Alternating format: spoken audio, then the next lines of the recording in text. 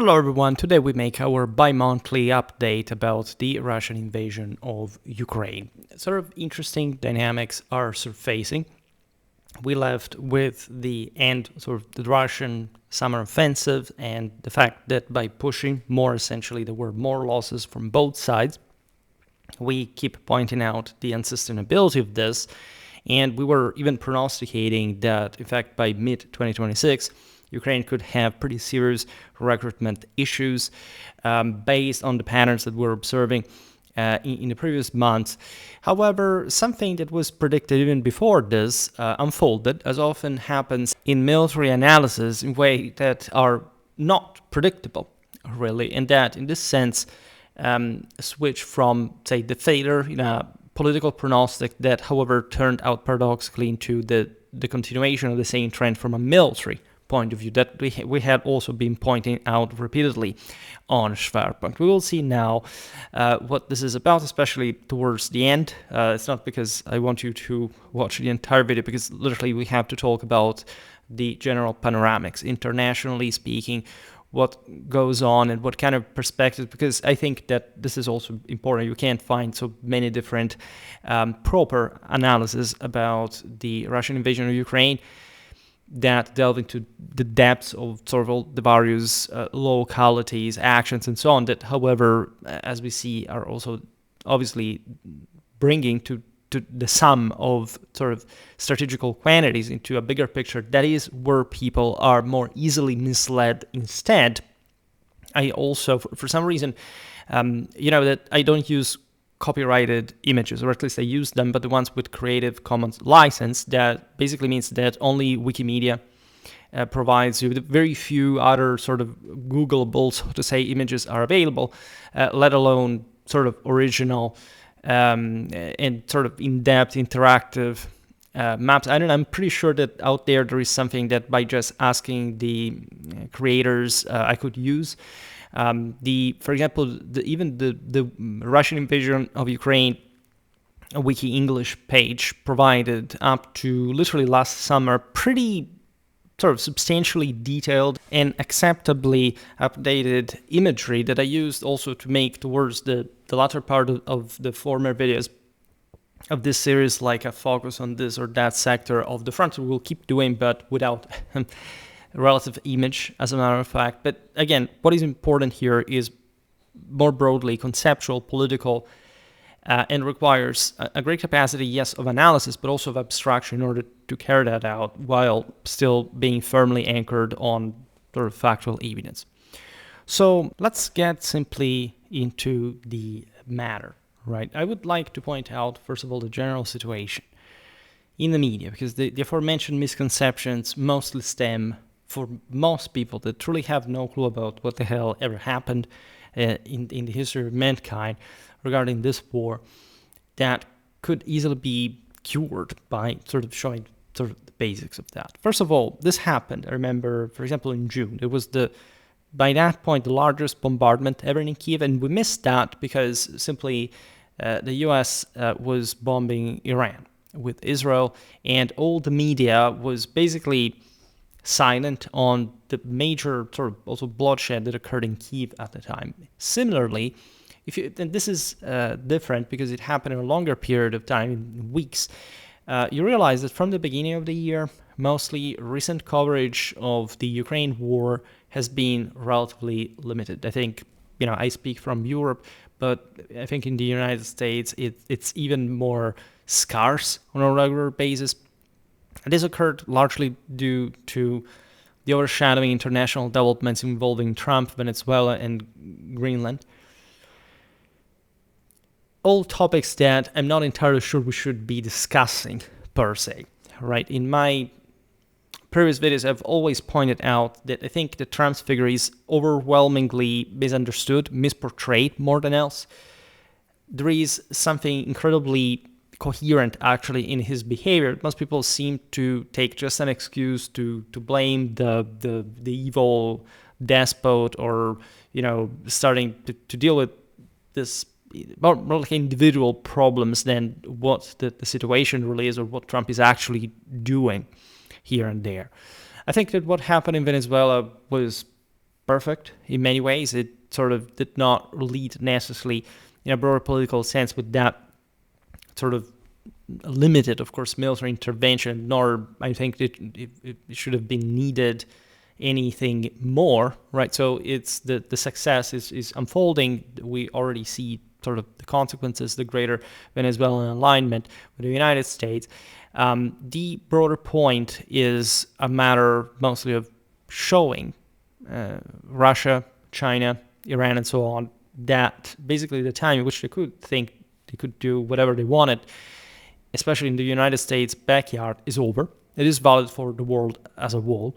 I personally never took anything regarding any U.S. threat to Canada or Greenland, whatever, as anything particularly serious, even in the sort of political blowback fallout of the same.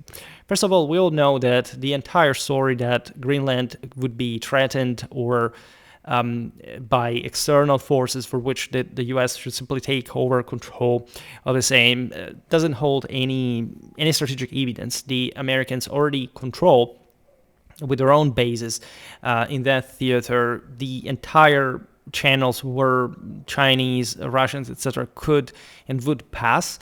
That would require simply a strengthening of the American base there, and also, like, if they're really interested in Greenland, in principle, by agreement, just the Americans can build how many bases there they want, really. So it's something very interesting. I was just thinking about, like, in this cold winter, that was the coldest of these last 5 at this point of the war in Ukraine, how, for example, batteries freeze in the Ukrainian, what you can imagine in the Arctic one, and how there are very few countries, and definitely only the NATO ones at least, are the better equipped to fight in such a place, and how there is hardly, regardless of competition for the Arctic, we can make a video about that for many reasons, not a reason from the side of Trump to strategically imagine the things that he threatened and that at some point he backed down from. I would not even comment on this. I just think that Trump is simply wielding power, which doesn't necessarily even mean that he has more than in the past. Let's say the gradual reduction in relative terms of American power in the world is just the consequence of sort of the growth of other countries. It's not even a matter of hostility towards the United States or the fall of the United States from the dominant role in the world. Their military is definitely the only one that can't truly wage war wherever they have, by scale, right, a level of force that is truly uncomparable. Like, we're talking about sheer destruction.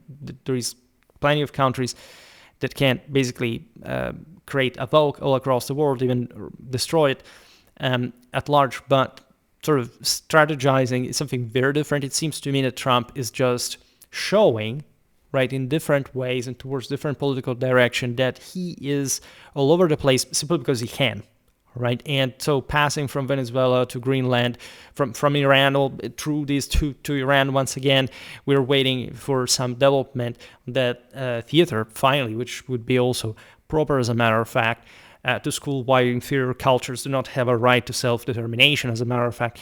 But at the same time, we all know that this is all difficult. It has to be taken sort of carefully, and Trump in this sense just seems to have personally an incredible stamina, an incredible capacity to withstand pressure. One can ask how or why, because this can happen for different reasons, but you can immediately see that the guy has fun in juggling all this stuff at a time, right? And that's exactly, I think, a powerful message instead. Like, as a European, I really, there are some statements that Trump has made also in the past towards Ukraine and so on that were bad, should have not been done, but when you understand in a broader context of back and forth and sort of testing boundaries and also speaking to an internal, to a domestic electorate, without any consequence, because it didn't have any consequence. Remember on X, X is a co-service of lesser people, as a matter of fact. But in general, like how everybody thought the other last year that, everything was over, that the Americans would never help the Ukrainians, that we're done for, that now the Americans would ally themselves with Russia. Seriously, let's be honest about it. How much of a lesser person, of a lesser being can you be to actually believe such a thing? Fully developed human beings are supposed to understand at least what they're looking at. Not even ever this. Also looking at all the statements that Trump had already done that were actually in favor of Ukraine for quite a long time.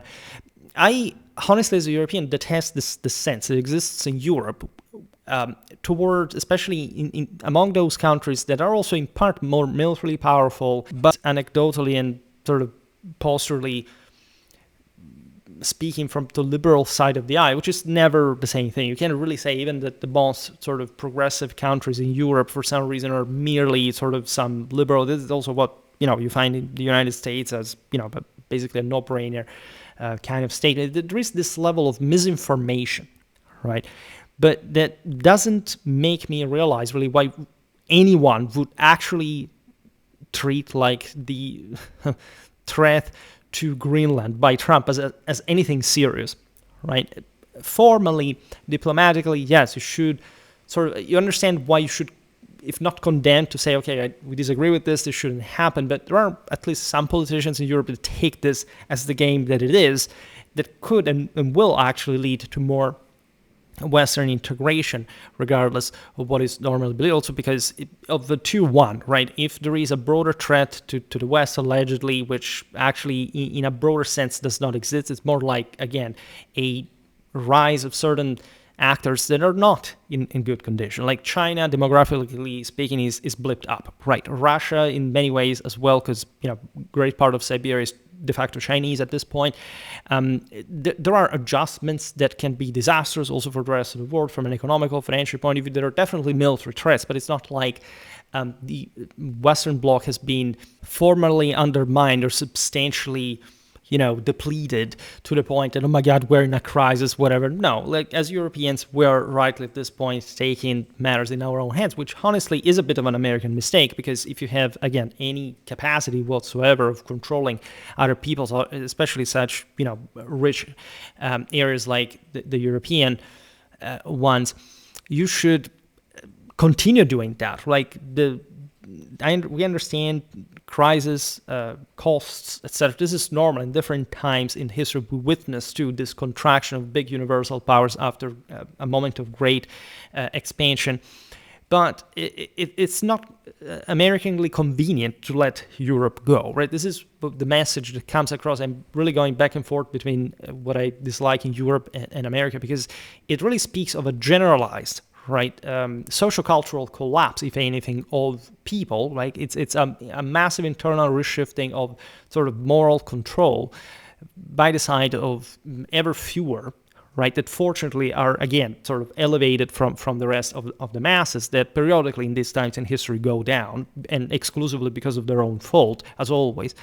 And the narratives that we're provided with in this sort of free media space, exactly because it's not fundamentally regulated, unlike other parts of the world, are, if anything, reflective of this, but not reflective of the unity that still fundamentally exists. It's just dumb to treat Trump like a freaking monster because let's be honest, you have a liberal background. Okay, it's not an intelligent thing to do. It's not a European thing to do. It's also dumb because, again, what do you want to do? Like, this is a reactionary, childlike behavior. Like, there is such an important part in, like, the United States. You criticize Trump because you think, I don't know, that he's an idiot. And what do? You go into isolationism like any lesser people does in this moment. This is terrifying. The same goes for the American crowds. Like, isolationism is one of the most glaring indicators of the cultural inferiority of a people. But again, if the sort of the state, the society is structured in a way that still can do without the masses, as fortunately any system in history has always been able to do, like, it's not much of a problem, right? And you understand how quickly and superficially public opinion bounces back and forth just because of dumb Twitter trends and stuff like that. So military analysis is a serious thing. Also, political analysis. I would never call myself like a politologist per se, but when you talk about warfare, right, I think that you must always remember von Clausewitz and always look at the root of it all. And I see very good, competent, for example, NATO military men that I follow that have a sort of very reputable career and so on. You realize that they make very good sort of basic military analysis, but when, and we know this because biologically speaking, people are meant to work like this, when politics comes around, it's always, create a complete loss of practical sense, of good reason, and even just like an accurate capacity of reality assessment, as a matter of fact. And personally, I've always studied history in a quite detached way, and actually, whenever I was more involved, whenever what would happen with Ukraine was sort of very impacting for me in many ways. But let's say it reconfirmed the fact that the emotion, the subjective aspect is fundamentally your enemy. It doesn't pay you anything, because if you have a good historical theory that is proven by sort of results, how things are going to unfold, you do not need to follow that sort of lower animal kind of behavior, because it doesn't really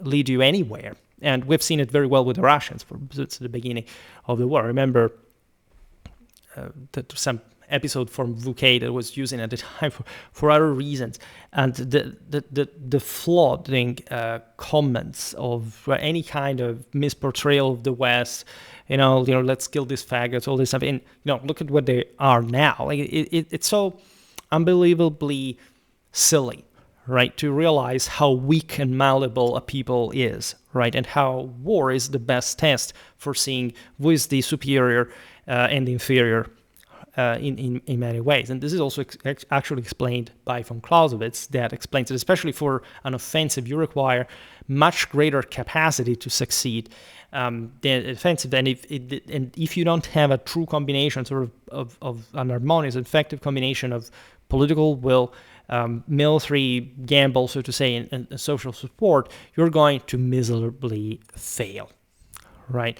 So I will not tell you, if you're interested, I don't know, in Venezuela or Iran or Israel, whatever, we can absolutely cover all this. Greenland, but honestly, I don't think it's so important in the moment. I would have covered Gaza to fully back whatever the Israelis were doing there, and because we tell them what to do, contrary to what conspiracy theorists think about that, and even a child would understand the overwhelmingly macroscopic reason why a U.S. and sort of Western Israeli alliance is kind of obviously advantageous for us. If anything, if you don't care about the Israelis, you should always refer to your own interest as well. And so there is this. There are things that are painful enough when looking at this. I don't mean to say, as I said it before as well, that everything Trump says is good. Right, even in my politological and theological and traditional view, it's not like somebody who tells lies is a wretched soul and commits a mistake. That's not how you conduct the situation. What I mean, however, is that misunderstanding what Trump is doing, especially in the real world, as the real world is definitely disgusting by now at so many sort of national, international, cultural, social levels, doesn't help you achieve your goals, other than making you sound hypocritical in many ways. For example, and this is absolutely obvious, the most painful statement we recently heard was essentially that the contributions by NATO countries during the Afghanistan mission, so referring properly to the International Security Assistance Force, the ISAF, that was also called to help the United States, calling probably on Article 5 of the alliance, and the subsequent resolute support mission from 2001 to 2021, where NATO allies supported the US-led effort to combat the Taliban and Al-Qaeda following the 9/11 attacks. There's always data saying, oh, but look, we are supporting this other guy who actually belonged to that. Well, because, it's not the same thing, maybe, not because, again, you have the manufactorially analytical capacity of a reptile. And Trump basically stated that sort of many allies avoided significant involvement or were not too zealous. They didn't do enough. They were not good. I don't remember exactly what the precise words, but it was basically slamming on like what you see also in X, because that's where mostly this phraseology comes from, and definitely that's also a political tool. But you should understand it as such, not as a personal insult. It's obvious that you have, I don't know, relatives who died or lost limbs, etc., as veterans in Afghanistan, in Iraq, and so on. You would be pretty annoyed by this, to say the least, and you have my greatest sympathy. Right? Really, we paid, well, my country paid pretty heavy toll, with sort of many tens of fatalities, numerous severe injuries, and so on. So we're looking at pretty ugly stuff, loss of limbs and eyesight, despite, by the way, having no substantial national interest in Afghanistan. We went there because the Americans asked, and we said yes, right? And I totally understand in the moment, by the way, why that was done. I will, if anything, make videos on this. And it is important to stress that participation occurred at the explicit request of the United States following the invocation of NATO Article 5. Remember this, the collective defense clause invoked for the first and only time on September the 12th, 2001, in response to the 9/11 terrorist attacks on the U.S. After the same 9/11.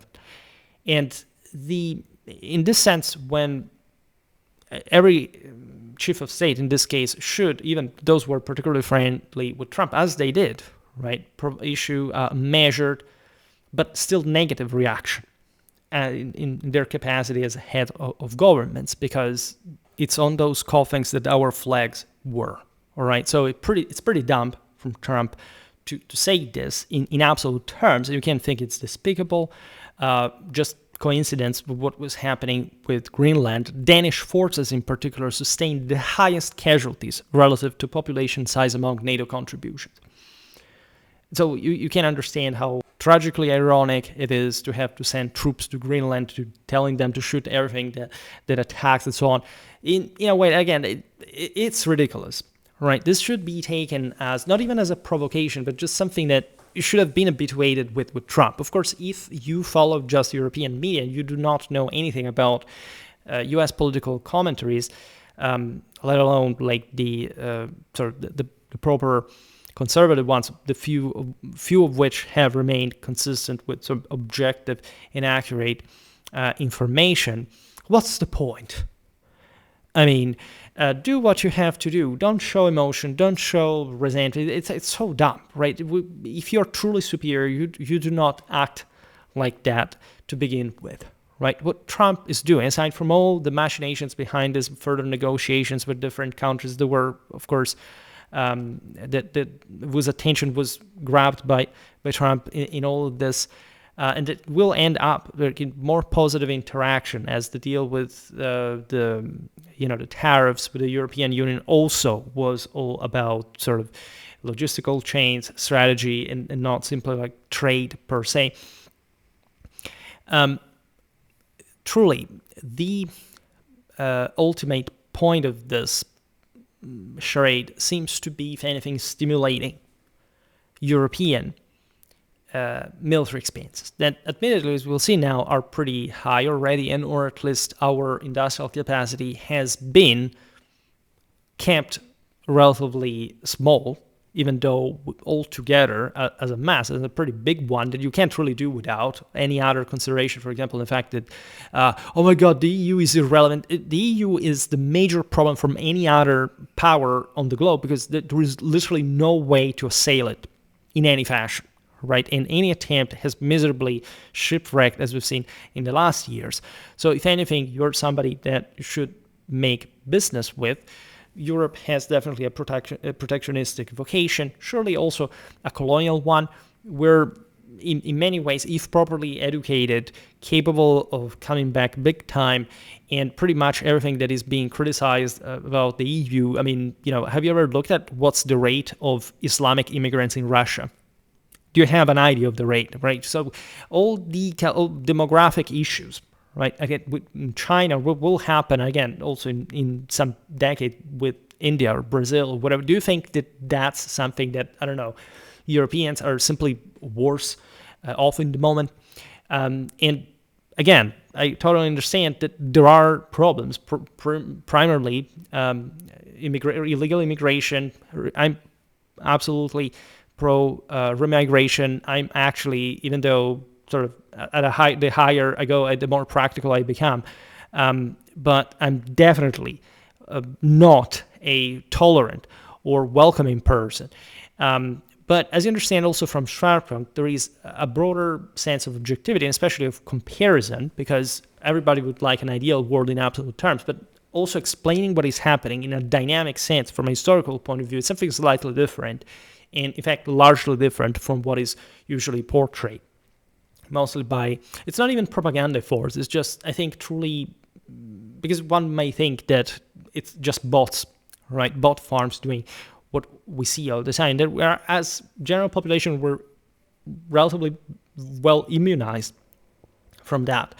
But the problem is not much going in a direction or another, but it's weakening, is making probably more imbecilic the masses. So you would think that the absolute moral force of our countries will decrease in the process. That's basically the best weapon you can use. It's not even thinking that there's going to be, I don't know, an alt-right candidate is going to take over, I don't know, secede from the EU or align with Russia. That is never going to happen. Like, it's not a thing. Even and especially even when somebody of that kind would actually rise to power, right? And in any case, it's way more likely that something else, like what we have seen easily in the last couple of years, as a matter of fact, that the European political compass will shift brusquely, as quickly, to the right, all right, in time of need, and not as a form of populistic reaction to the European Union, but actually as a strengthening of an ever more right-wing European Union, which is, again, the nightmare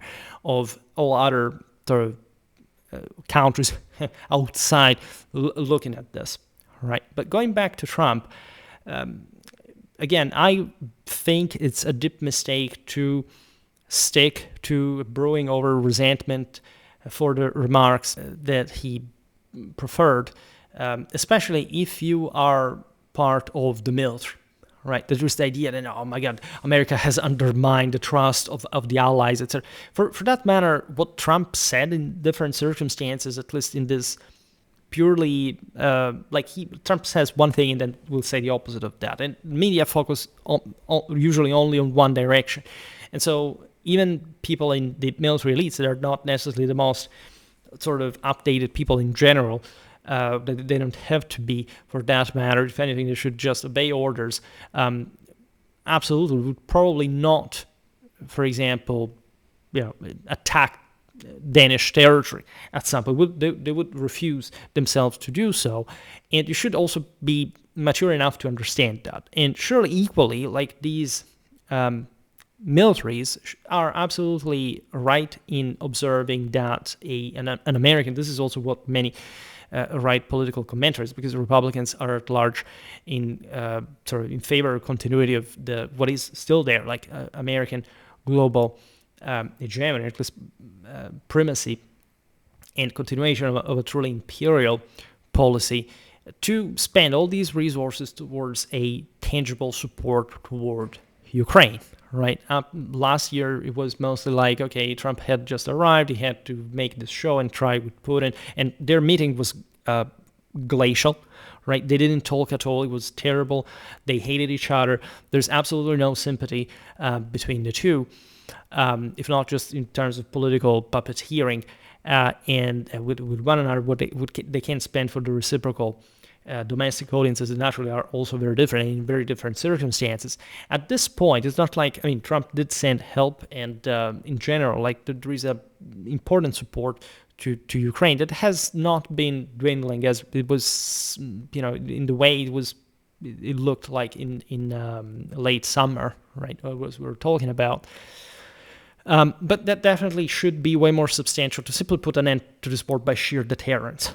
All right, so we'll see with Iran what happens, because that's also in the bigger Trumpian picture. I think that there is definitely a broader strategy in function of against Russia fundamentally. Like if you knock out Iran's regime and you basically divert resources, as we've seen Venezuelan oil, for example, there you didn't even technically need to top the regime, but just deport the president. And making this, by the way, I will say that, magnificent display of American military capacity, which is truly astonishing. I'm reading some reports from Venezuelan officers, sonic weapons. I mean, it was fantastic. It was really something, right? That's where the Americans really reconfirm themselves for what they obviously are, right?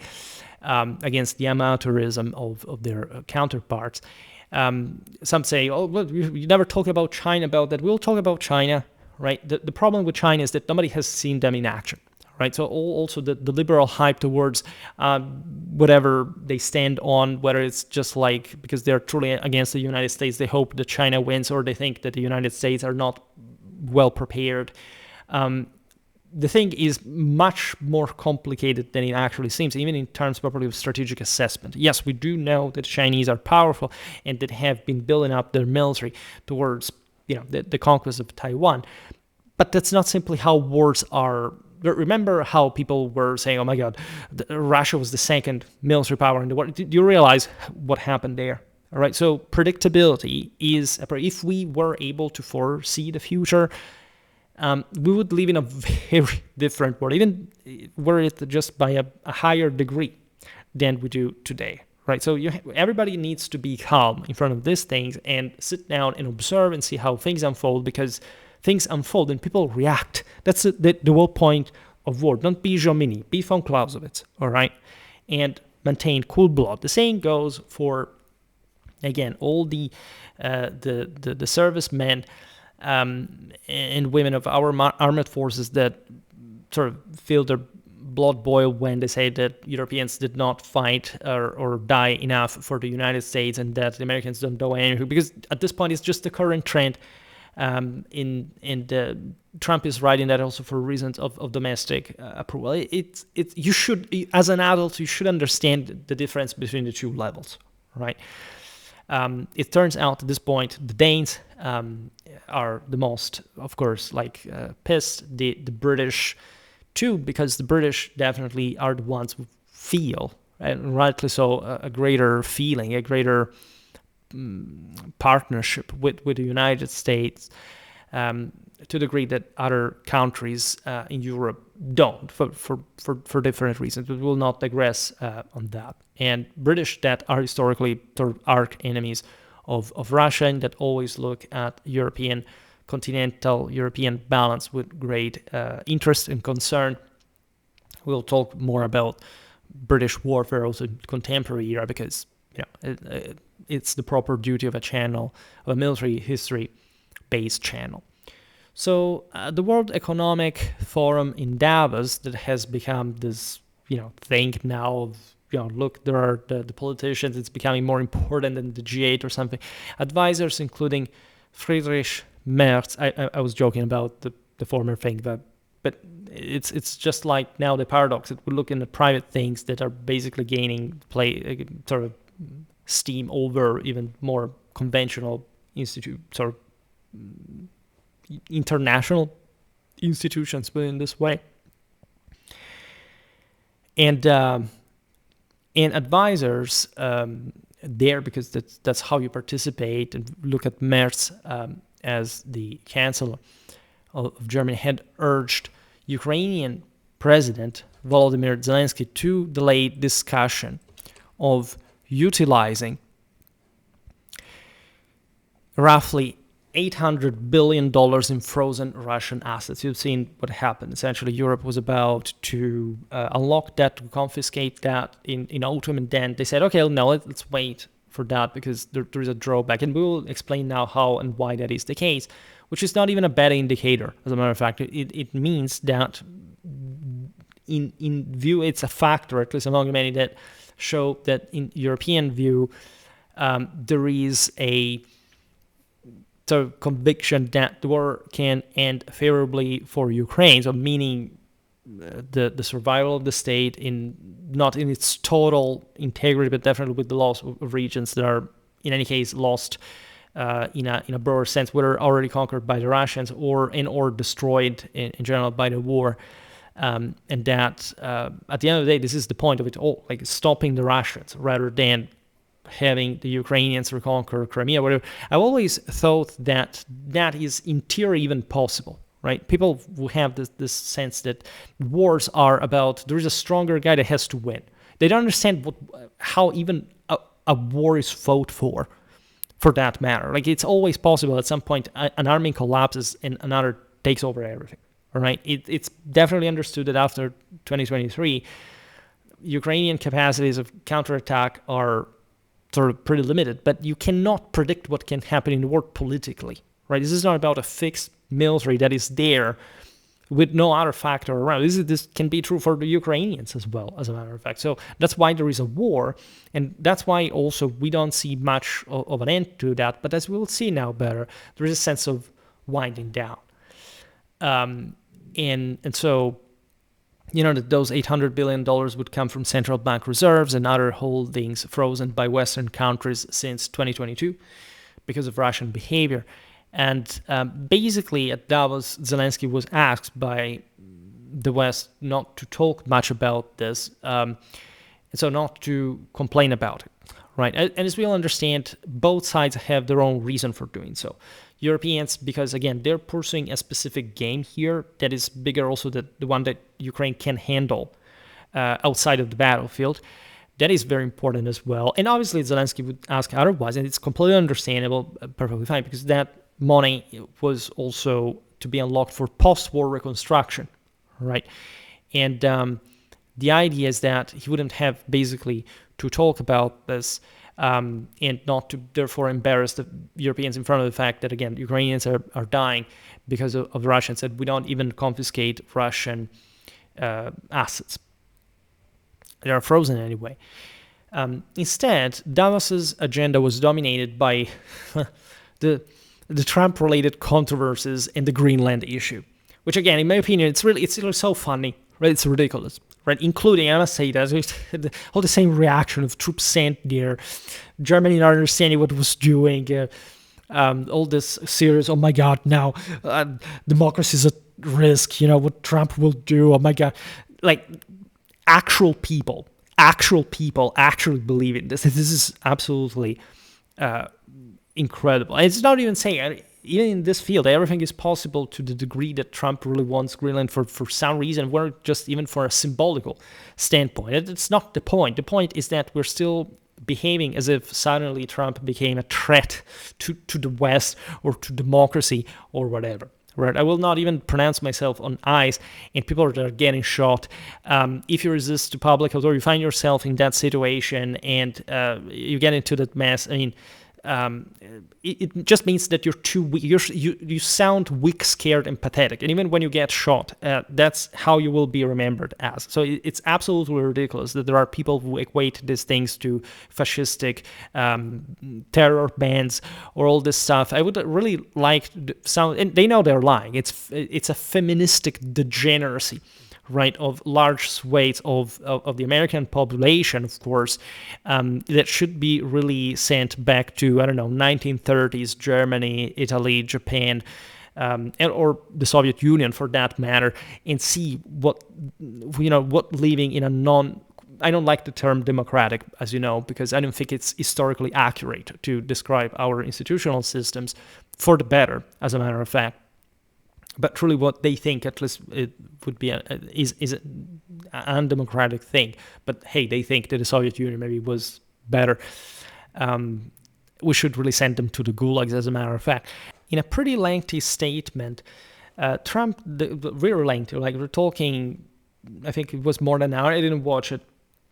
But he basically declared that the United States possessed the capability of defending Greenland as the autonomous territory of Denmark since the early 18th century, strategically important in the Arctic and home, in fact, to U.S. military facilities like Thule Air Base.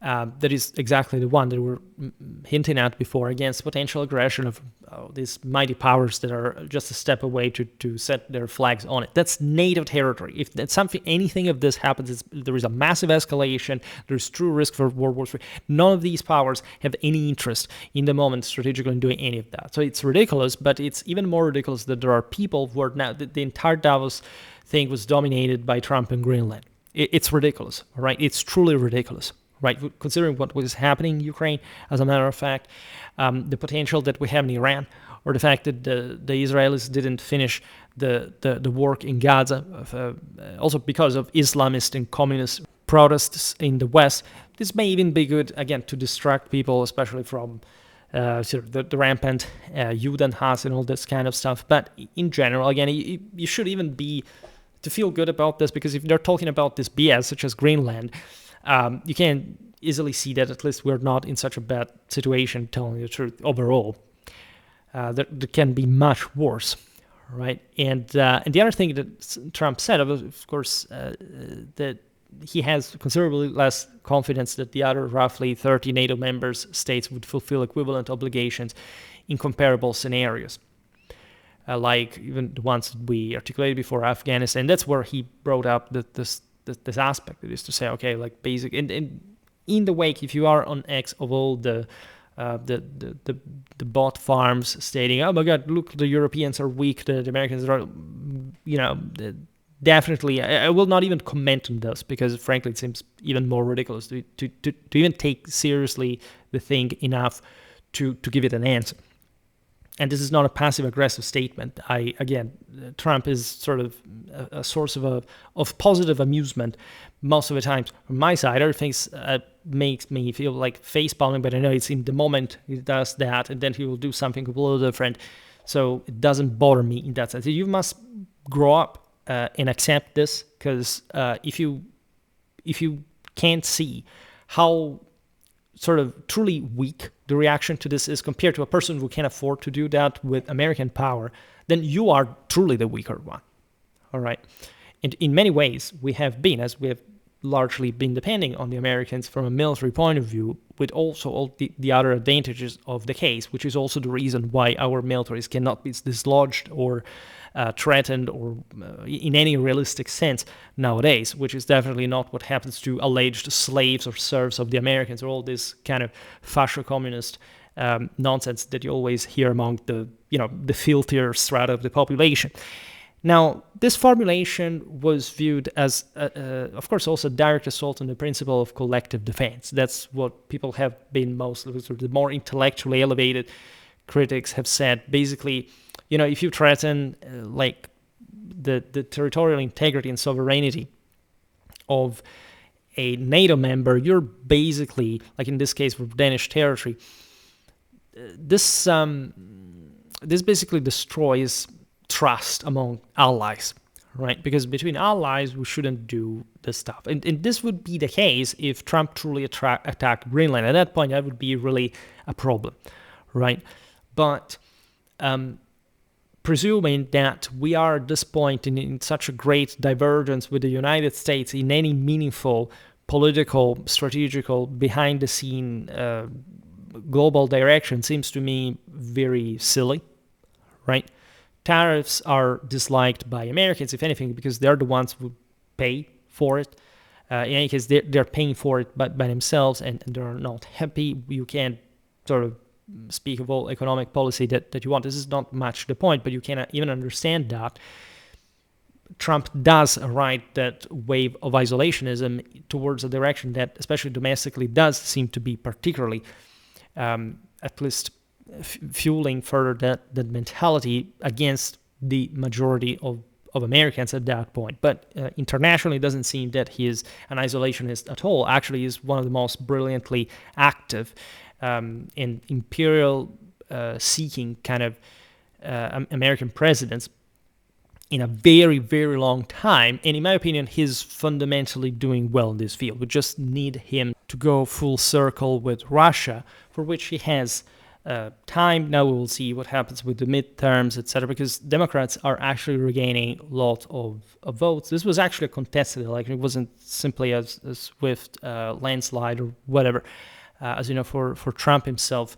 That is actually a problem, and that is also because largely the opposition is as a it's an Islamist, communist thing in and of itself. So remember that if you have such forces within you, it's not just like the right is in a good condition either. As a whole country, you are the same people. You can't sort of differentiate as if we're talking about two different things. That's also why it would be sort of better to receive support, to seek support of the allies, and sort of turn out to be the lovable rogue rather than a competitor. So let's see simply what happens. I'm very interested in Iran, and I know that things can happen in many ways at this point. There's a bit more of a challenge. It's not like, I don't know, Iran attacking Israel and compelling, therefore, like a broader military alliance to intervene. This is also based on what the Americans are feeling in the moment. Definitely what is happening with highs is distracting. It's not actually this bad thing at all. Actually, there are way too few illegals deported. That should be a much bigger thing, and there should be a much tougher enforcement, as a matter of fact, as well, given that it's all being done within the confines of the law, and any sort of suggestion to present otherwise, like, again, I would like to send you to Iran to see what happens. And nobody cares about that, oddly enough, because it's all about the terrible fascistic eyes or something like that. But again, these are things that you can't simply predict or quickly or surely assess, okay, it will happen at this point, it's going to go that direction anyway, or whatever. So for all those people that Trump's language undermines the foundational concept of alliance, solidarity, particularly at a moment when perceptions of alleged Western weakness are being masked by display of bravado, well, I would say, again, chill, right? Don't take these things seriously.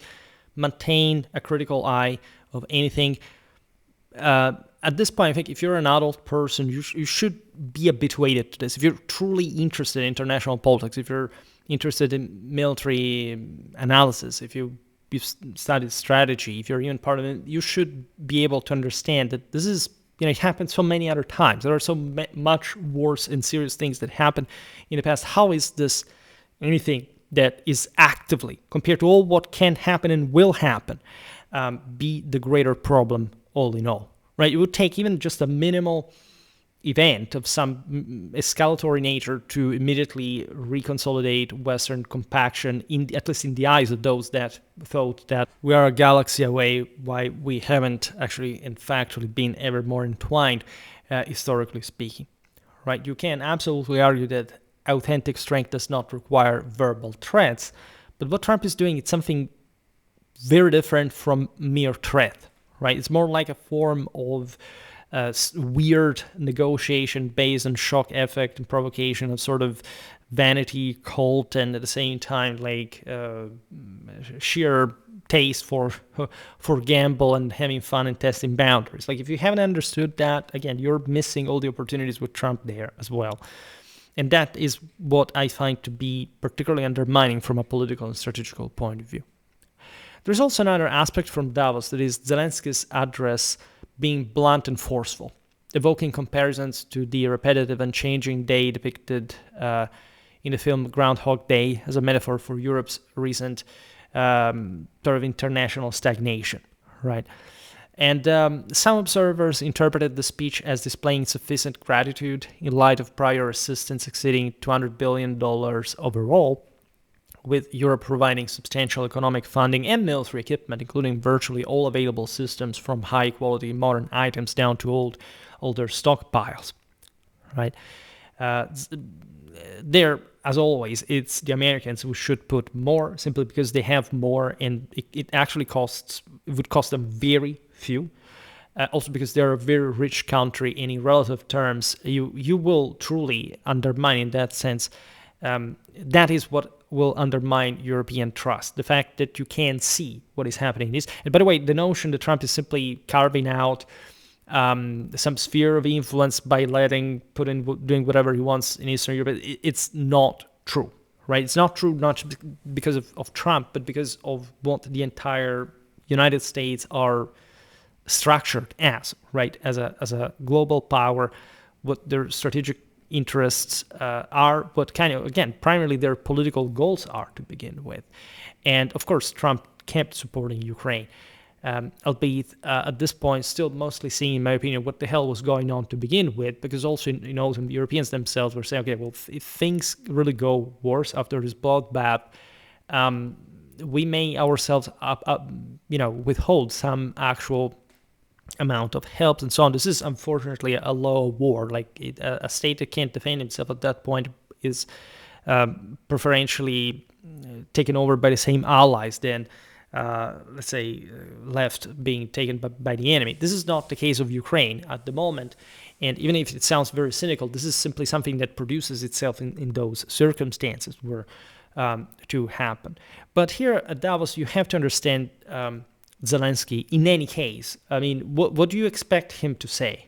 I mean, seriously. And it's obvious that this is the entire point of it all. If you don't help Ukraine, you will truly pay much more than the military aid to it, for obvious reasons, right? And it's not the Ukrainians that are bombarding themselves. There's somebody else that hates you who's doing so. So you can't really expect anything more than that. And Zelensky, by the way, at Davos appeared visibly exhausted in available photograph, reflecting the intense human toll of leading a nation approaching its 5th consecutive year of full-scale war. Right? That Zelensky, I personally don't like Zelensky in a sort of personal, characterial sense, but the man was pretty darn good in terms of taking this pressure since the very beginning. And that's something that, frankly, in many ways is really irreplaceable, even with people with sort of a different pace and posture. Right. Besides, consider how he conducted negotiations in a non-native language, which with exceptionally difficult interlocutors. We're talking at Davos as well, including direct exchanges with Trump, also in the past. And so having assumed the presidency immediately before the outbreak of large-scale hostilities, Zelensky also lacks experience in peacetime diplomatic etiquette, right? Favoring direct and unvarnished language over cautious conditional phrasing or measured openings. This seems pretty obvious, pacific. There is nothing sort of counterintuitive that he's saying. Simply, we need help because, look at what is happening. And everybody realizes that, if anything, his goal is to sensitize a world that is growing tired of the war, but also does not have any way to stop it. And so, obviously, Zelensky is simply pointing that out. Nothing more, nothing less. I don't care what you think about the guy. It's the least relevant of all arguments. What I care about is simply assessing that there is nothing particularly ungrateful about asking further help in the current conditions. Of simply, if the war was over and said you didn't give us enough, at that point it would be gratuitous. You could even say it in a certain way, still appreciating the help was received, because objectively we didn't give as much as we could, or at least we didn't, at least as Europeans we did in great part, but never as much as we could have done in much actually swifter ways had we properly politically, mentally mobilized for this. So not getting a war economy footing or anything like that, but at least structuring a reaction in a much less lazy and difficult and attendistic way. And there's one very specific strategic reason for that, because the quicker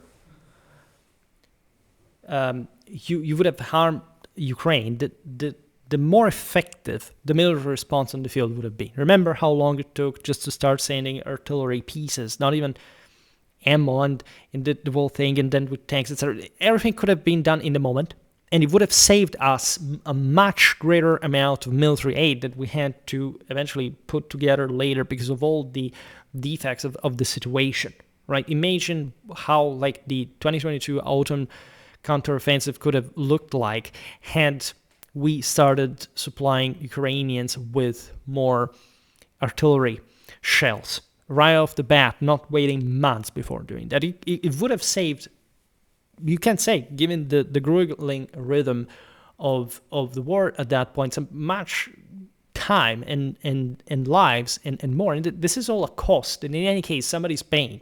It's not just being paid by Ukraine. This is going to reflect on the entire world in any case. So it was dumb. And that's a lesson that we should learn. That the quicker, the better. Von Clausewitz is incredibly clear about this. It's obvious. It's intuitive.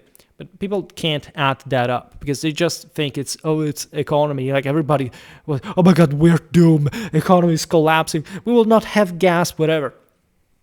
As if the world had to collapse the day after. Look at where we are now. All right. So it's not like we aren't suffering of the consequences of this war, but that is not happening because we decided that, or we also, if anything, the only reason why we have to be blamed is not having backed Ukraine earlier, even before the war, and speeding up. Look at what happened with Sweden and Finland. Like, not just we made them enter a year and a half into NATO, but essentially we even extended Article 5 throughout the entire procedure time. Right, so it's something completely different from Ukraine. And had we been more involved in Ukraine from an older time in a more decisive way, this whole thing probably would have not even happened. And this is, I think, pretty obvious in many ways. But we will surely make more videos about that, because the entire sort of Russian propaganda nonsense that, again, the spheres of influence or whatever is BS. Like, nobody ever promised Russia literally anything. Right? It's all complete fabrication, made up. There was no formality, no officiality. There were simply backroom voices, and that's not how deals are made in any form, in any diplomatic, international, in practical, real-world sense, right? And in any case, Europe definitely delivered extensive support without any legal obligation either, as Ukraine is neither a member of the European Union or of NATO. Right. This assistance has included, indeed, enormous economic transfers that in the current European context could have been allocated to domestic priorities as well. So definitely we have something that we can ask Ukraine, for example, even in the same way they conduct their own internal affairs that are deeply important, possibly the most important aspect in this war. We are now involved. We owe something to one another. This is not an opportunistic or cynic interaction. We have the same goal for obvious macroscopical reasons. And I think, I don't have to repeat myself for what we already described in the previous episodes. Militarily, Europe has truly supplied nearly everything dispatchable, constrained by an industrial base that produces high-quality equipment in limited quantities, ill-suited, however, to the intense consumption rates characteristic of the Ukraine war, right? That's also a thing. Like, you don't simply carry out in scattered order in particular, and that is exactly what requires further European integration, like, in fact, a continental military industrial policy from a day to another. You have to understand, in a sense, the inertia that all systems here that we're looking at, from the first to the last involved in the war, directly or indirectly display. This is the real world, right? Everything could be better done. It would also relatively few or just more efficient, like less energy wasting fashion. That's where you truly, if you fail, you truly lack providence, right? This is if Europe thought that, after all, the Russians really failed since the beginning, as in part to many levels of sort of the strategic situation they really did. But this does not mean that every possibility is simply off the table. Nobody knows how things evolve, even just for months from now. That's where strategic analysis mostly stops, because whatever can happen in the world, even among each other, but even just with singular events, so to say, that nobody even had much of a prediction of, right? A natural disaster or anything, I don't know, a war really breaking out all of a sudden in another place and really tilting bounds of different areas that have impacted. At that point, you also can't calculate, right? You think the AI is ever going to be able to calculate that? Good luck with that. European nations therefore possess legitimate grounds to reject accusations of inadequate effort. Nevertheless, as I said, Zelensky's evident frustration is comprehensible. After enduring belittling treatment from Trump, he must then address European audiences while his nation faces existential risk and perceives hesitation or inconsistency among partners at the same time. This is important for Ukrainians. Again, Ukraine has enormous problems. This is something that Ukrainians themselves are very well aware, but we don't talk about in Europe because in part it's their business, but also in other, it's something that we simply have an interest not to show if we want to keep supporting Ukraine. Because in any case, people who would use that information would not really, do good with it to begin with. And in any case, we get a free information. Right, you can argue that no information is ever free, but the ridiculous comparisons between, the European Union and other regimes out there.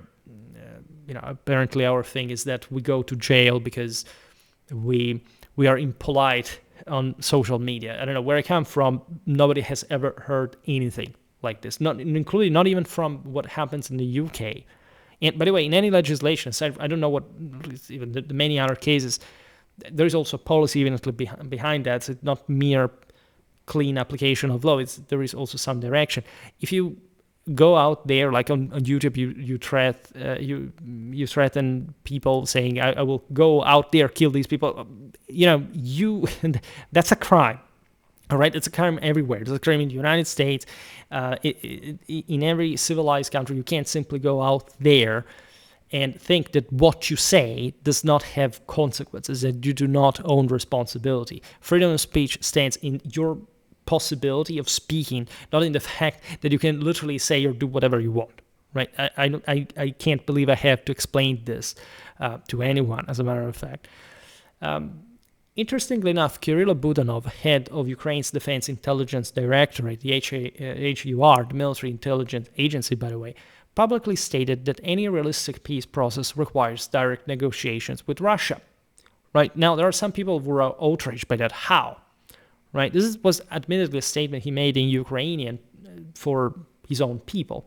Obviously, Ukrainians hate Russians and vice versa, but say why negotiations never really actually happen here. Obviously, what Budanov really means is that the deal at the end of the day must be brokered with the Russians, that it can't be nor from the Russian nor from the Ukrainian side simply a preclusion to any kind of dialogue or whatever. Right? For years now, we tried simply to impose as the West a solution through deterrence. It simply did not work. Right, and it's not like it's suspended or it's not working in absolute terms. It simply was not enough to stop the war in the moment, and in any case follows its course. Also, in fact, independently from that, but still, not in absolute terms. Equally, Ukrainians are presented with this situation and the fact that, as you know, now that they're negotiating once again with the Russians, and again, at that point, if it's just wall against wall, that's why the war happens to begin with, and it's on everyone, regardless of the obvious disproportion in responsibility for this all, right? Which means, by the way, that of course, if Ukraine is asked the impossible, including renouncing to all the fortifications in Donbass, the last and strongest lines of defense, including the ones that are, as we'll see now, continuously being built, what's the point for Russia to even ask that? It's dumb. Right. In any case, Ukraine has an advantage in retaining that. It's not like the Russians will stop it just because they get that. It doesn't make any sense. We all see what the Russians are up to. There's no debate on that either. So it's at that point rather Russia has to admit that they fucked up in one of the most obscene displays of military incompetence in the history of mankind. That has been bringing, below ground hundreds of thousands of people, including Russian. I'm talking dead, right? The casualties are bigger. Now, previous attempts to construct negotiation frameworks excluding Russia, as we were saying, have failed repeatedly over the past years. In over 12 years, if counting from 2014, no agreement is possible without engaging Moscow directly. However, objectionable that prospect may be, Pretending Russia does not exist or convening talks without its participation has proven ineffective. Right? This position, once widely condemned as pro-Russian when articulated by others, and now being expressed by a senior Ukrainian security official preparing for engagement under the incoming Trump administration. I would like to point this out because, as you know, that on Schwerpunkt we have never really said, look, this is, just we are pro-Ukraine, so we have to make up information about whatever is going on, how things actually are. Again, I can't believe that we need to explain people that, of course, negotiations with Russia was the only way.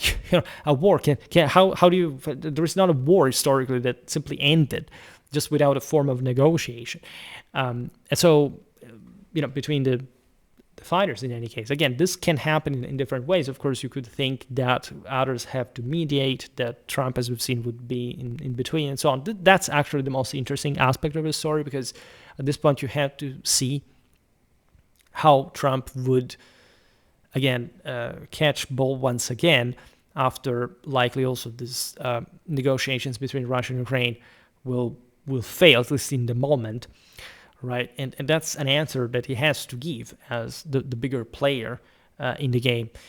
In any case, given this is truly a matter of global relevance. Right, we'll talk about this later because something, again, I was hinting at this at the beginning of the video, has substantially been changing in this war in the last months, and in ways that were predictable. As a matter of fact, they were actually predicted, but not at least in the strictly military sense that we're observing now. Peace is a goal that becomes feasible only through either total military defeat of one side, an outcome unattainable given the relative sizes of the combatants, an absence of decisive superiority, as it's by now fully clear, or through direct dialogue. So there aren't many other options, right? I would say analysts tend to be a bit too either optimistic or pessimistic, and from the optimistic side, not considering that this is attritional warfare. That doesn't matter sort of how objectively feeble the Russian forces are in attaining any of their objectives. Ukrainians are dying from the other side. So we are seeing problems that the situation, even the stall that we're looking at, could easily change. Right, we don't have to think but saying, okay, well, Russia simply failed. The Russians failed anyway, right? That in any case, Ukraine can't fail in the moment. That is not a thing. War is not about one side wins and the other loses. You can also both lose, or you can sort of get something in between that draw the sort of the destruction from both sides can be considered more or less advantageous.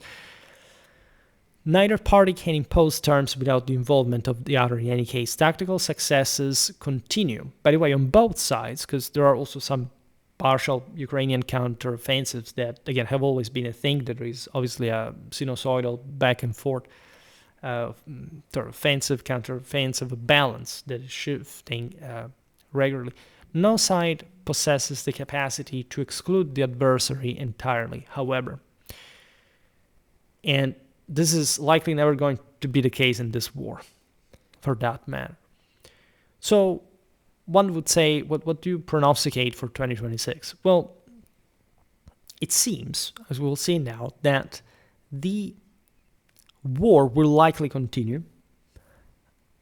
There had been, again, correct estimates that the war would be winding down from fall 2025.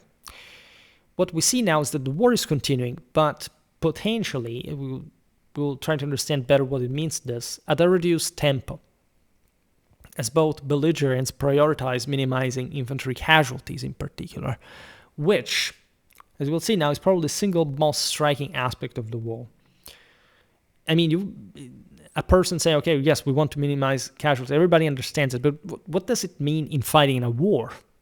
Right? Especially in a Clausewitzian sense, where he literally starts the Krieg explaining that sort of continuing a war is just the most anti-humanitarian thing you can do, because wars should be quick, decisive, and giving that blow, having the adversary fall off of his Schwerpunkt, so to say, which is not exactly what the definition of Schwerpunkt is, as we've seen in a recent video on that. But and ending it there, right? This protraction is grueling, is war, is what properly most warfare historically has always been. The thing that is really striking is the delegation, the bulk of combat to remote systems, primarily drones. People tend to believe, as we said before with AI, that at some point technology will basically fix all problems.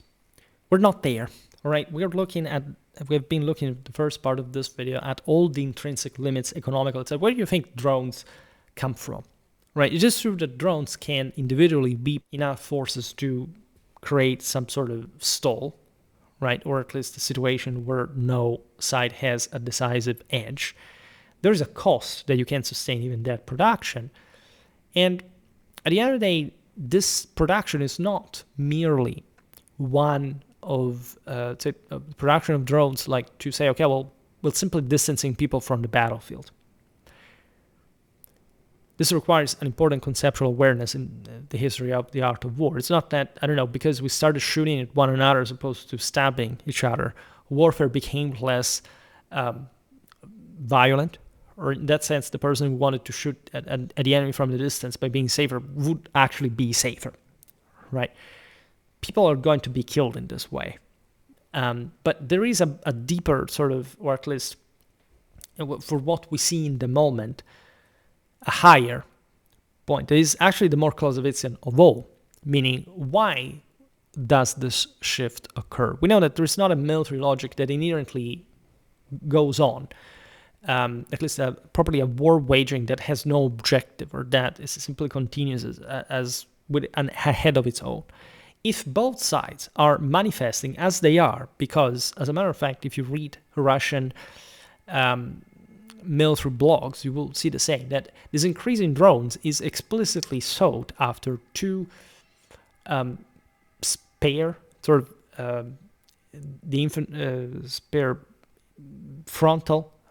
bloody frontal attacks of the infantry, especially from the Russian side, against the Ukrainian fortifications. We see this, we'll see now also from an operational point of view. How do Russians attack Ukrainian strongholds? They basically try to pass around that, which is you would say, well, yeah, if you're taking too many losses on the front, but it's not like on the flanks. It's that easier as well. There are entire areas, for example, wide open, where there aren't even Ukrainian forces in between along the front that, however, would simply, there are naturally reserves behind at some level, but that the Russians simply do not enter. Look at, for example, from Bakhmut, the main highway towards the north. That is completely, you would think the Russians would pass through there, like because of logistical lines. There is nobody there. There are no Russians nor Ukrainians, because drones will cut Russians to pieces. And as we'll see now, most of the clash is at this point concentrated near Konstantinivka. We're talking between Russia and Ukraine, something like 120,000 men. And it's a huge deal because the city, it's incredibly small. It's something ridiculous, right? And you would think, again, in Ukraine, in these areas with these very small towns with enormous spaces between one another, there would be this old maneuvering. No, right? Drones function essentially for interdiction, but there is a much more practical reason here. As all these drones increase, if both armies increasingly rely on remote engagement in particular, who physically seizes and holds ground? Because without infantry, at this point, there is no way to seize ground, right? And it is true, again, that this isn't a traditional clash, right? And that, as I said before, the current balance from both sides that are too weak to dislodge one another may change, may go in favor of one of the other at some point for reasons that in fact are completely separated or almost entirely separated from whichever weapon you use on the battlefield, in the air, etc. But especially from the Russian side, this points at a fundamental weakness. Again, everybody was scared at the end of summer, in autumn, because, as we said before, that even the Western help was faltering for Ukraine, because when Russians obviously push a bit more just to have a specific thing they can claim for domestic opinion. Of course, they suffer more losses, and Ukrainians suffer more losses. This is kind of obvious. You're basically intensifying an offensive, etc. But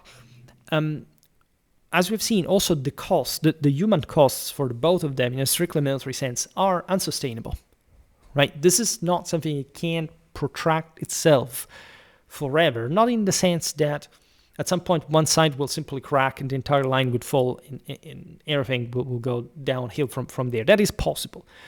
But what we see now, and it had been prognosticated, and we'll see now also especially on which material premise, which is the things that we're saying about tanks, particularly for the Russians from quite a while, that were actually true in terms of the fact that it would end a specific amount. We will see now the trick and how easy it is to manipulate people, right? Because you would be surprised that Russians have more tanks today than at the beginning of the war. But which tanks and how do they use them and how much they produce and how much are destroyed? And you will understand that they're basically running out of the Soviet stockpiles, and that the better and fewer that they can produce now are insufficient at an attritional rate. So some were refitted, repurposed, but they're kind of trash, and they're the last Soviet ones.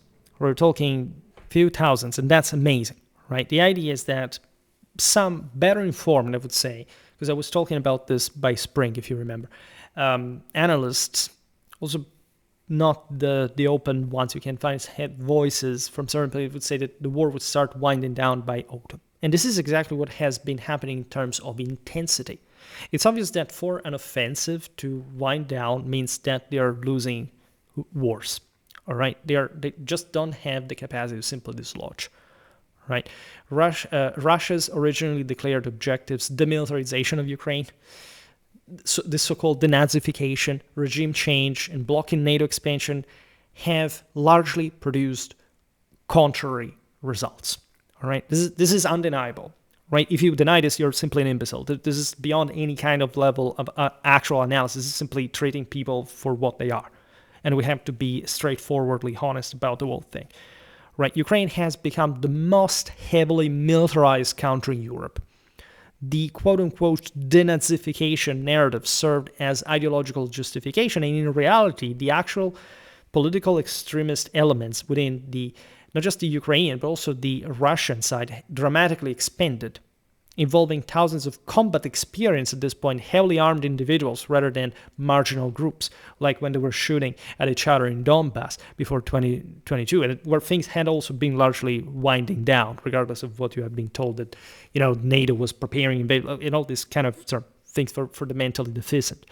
And this actually, not decisively, but sort of represents as an outcome a potential for further escalation, driven by cycles of vengeance. It's obvious that if I lost a brother, a father, a son in the war, I want to go out there and kill as many people as possible. I mean, I think it's pretty obvious. God bless the Ukrainians that are doing so, because truly, if Ukraine resists, it's thanks to those people on the front line, right? And we sort of underrate this aspect. Needless to say, regime change did not occur, and you find Ukraine with all its sort of dysfunctional mechanisms and everything, but still there, standing, and without any sign of any imminent collapse or even sort of medium-term one. Ukraine's existence as a sovereign nation, distinct from Russia, has been decisively consolidated through sustained resistance. Because in the following decades, there's no way at any point that Ukrainians are not going to feel Ukrainian. This is very interesting because up to very recently, there were large swathes of Ukrainian population that, while not being Russian, felt that after all, because of the Soviet legacy and everything, they had something in common with them. They had been brainwashed because sort of Ukrainian independence is something that dates back to a long time ago. And I'm making ever more videos about Ukrainian warfare and preparing them just right now that show you literally how even the Westerners always saw literally Ukraine, country of the Cossacks, in 17th century maps, right? So you have to explain there even what we're truly talking about, because at this point, even in a strictly historical sense, lesser people who think that for some reason Ukraine did not exist historically have some problem with basic European history. And this is important because, by the way, claiming on the basis in which it's normally done that Ukraine does not exist, it's like claiming that, Austria should not exist, or I don't know, Slovakia should not exist, or many other countries that you could simply say, okay, simply there was not a recognizable unitary independent state, like at the different points in history, there wasn't a country, wasn't a people, there wasn't a nation. This is pretty idiotic and against sort of the macroscopic events of Ukrainian history that objectively most people up to 2022 had never even heard of, and still today it's basically the case, right?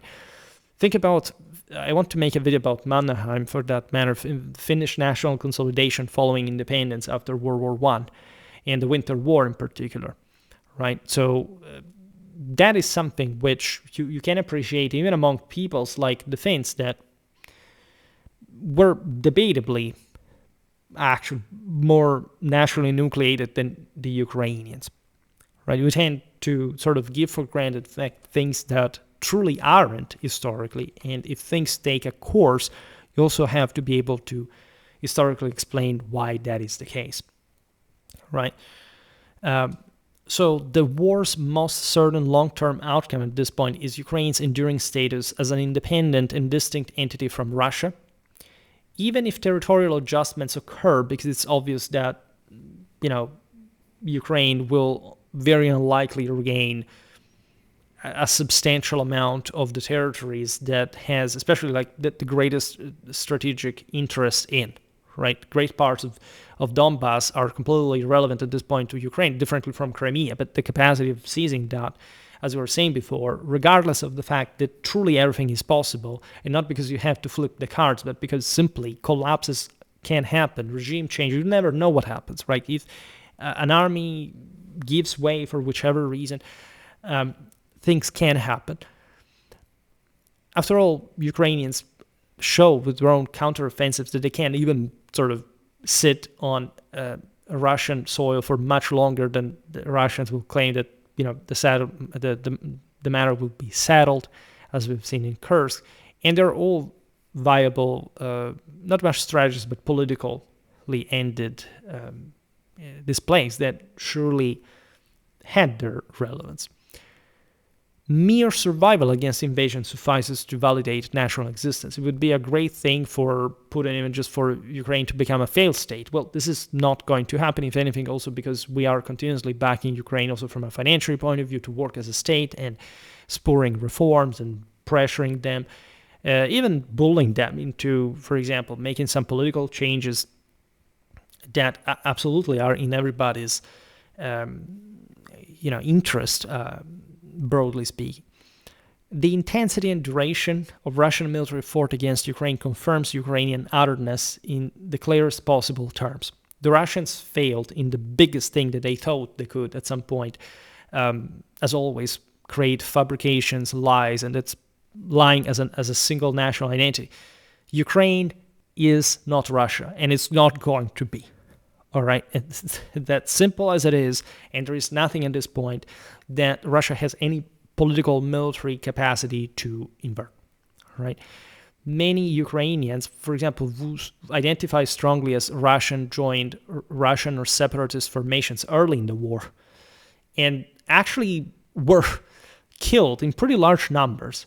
Right? Yet, the majority of Ukrainians resisted, reinforcing this national separation quite clearly.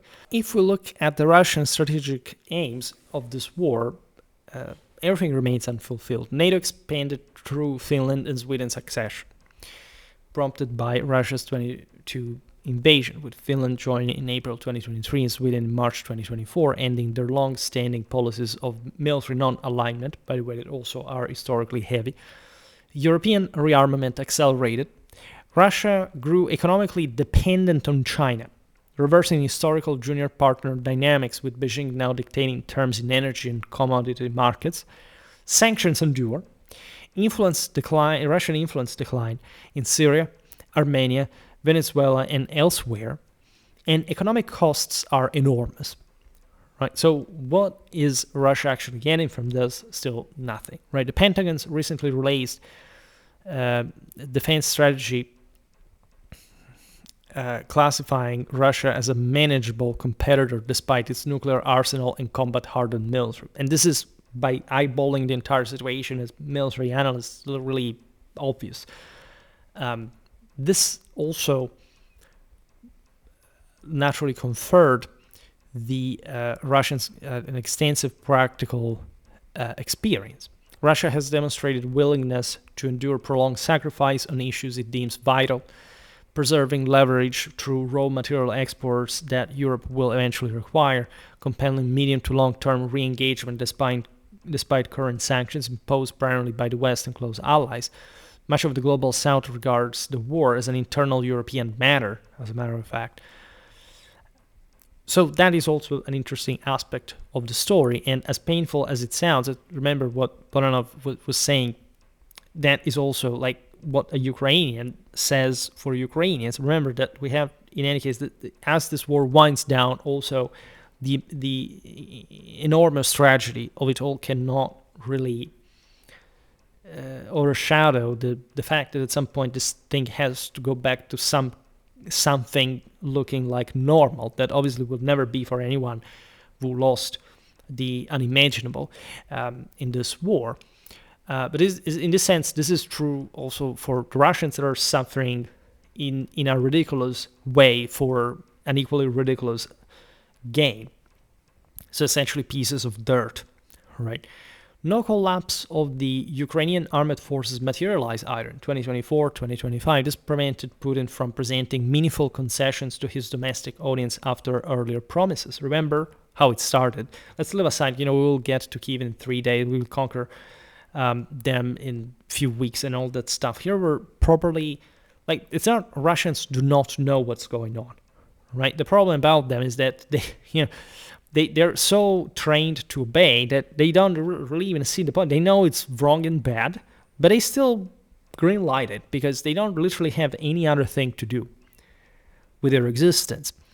And in general, you can't even understand why Russia would go for Ukraine in a broader sense, right? But again, that reach, that capacity, even to imagine there would be a manageable Ukraine to grant the Russians anything cannot happen. By the way, we have already analyzed this scenario in the other videos. Even in the worst case, Ukraine would be destroyed before yielding to Russia. So the management of a territory of that kind, with the costs of that kind, with all the issues, even of the remaining population being radicalized against Russian occupation, having at that point also a much bigger fallout from all the rest of the world, a massive reaction that also in fear, even in the unimaginable Ukrainian collapse in general, would have already escalated matters for Russia, surely in much worse terms that we see today. That alone is far, right? It's something that has not materialized, has not even ever come close to, and that fundamentally does not seem to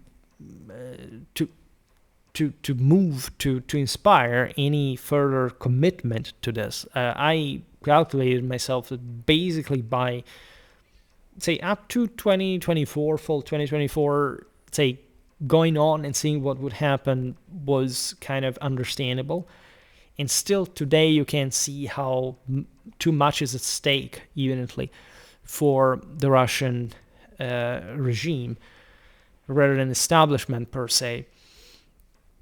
At this point, it's only realizing how much you're willing to continue losing without getting anything that can look like a neat victory or anything even as nice sounding as that. Territorial concessions, likely including parts of Donbas and recognition of Crimea's status, become politically difficult to justify, while the Ukrainian army continues resisting and inflicting costs on Russia. So the entire imaginary, the entire fantasy, the Ukrainians did not exist, that Ukraine was not a country, that this was all Russia, that they were liberating what the terrible Westerners were keeping in hostage, etc. Aside from all the the ridiculous and of course in turn fabricated presuppositions of this, completely collapsed in the face of hundreds of thousands, not even of coffins coming back to Russia, because we know that many of those Russians were basically just contributing to the humus of the wild plains. Let's put it in this way. But in general,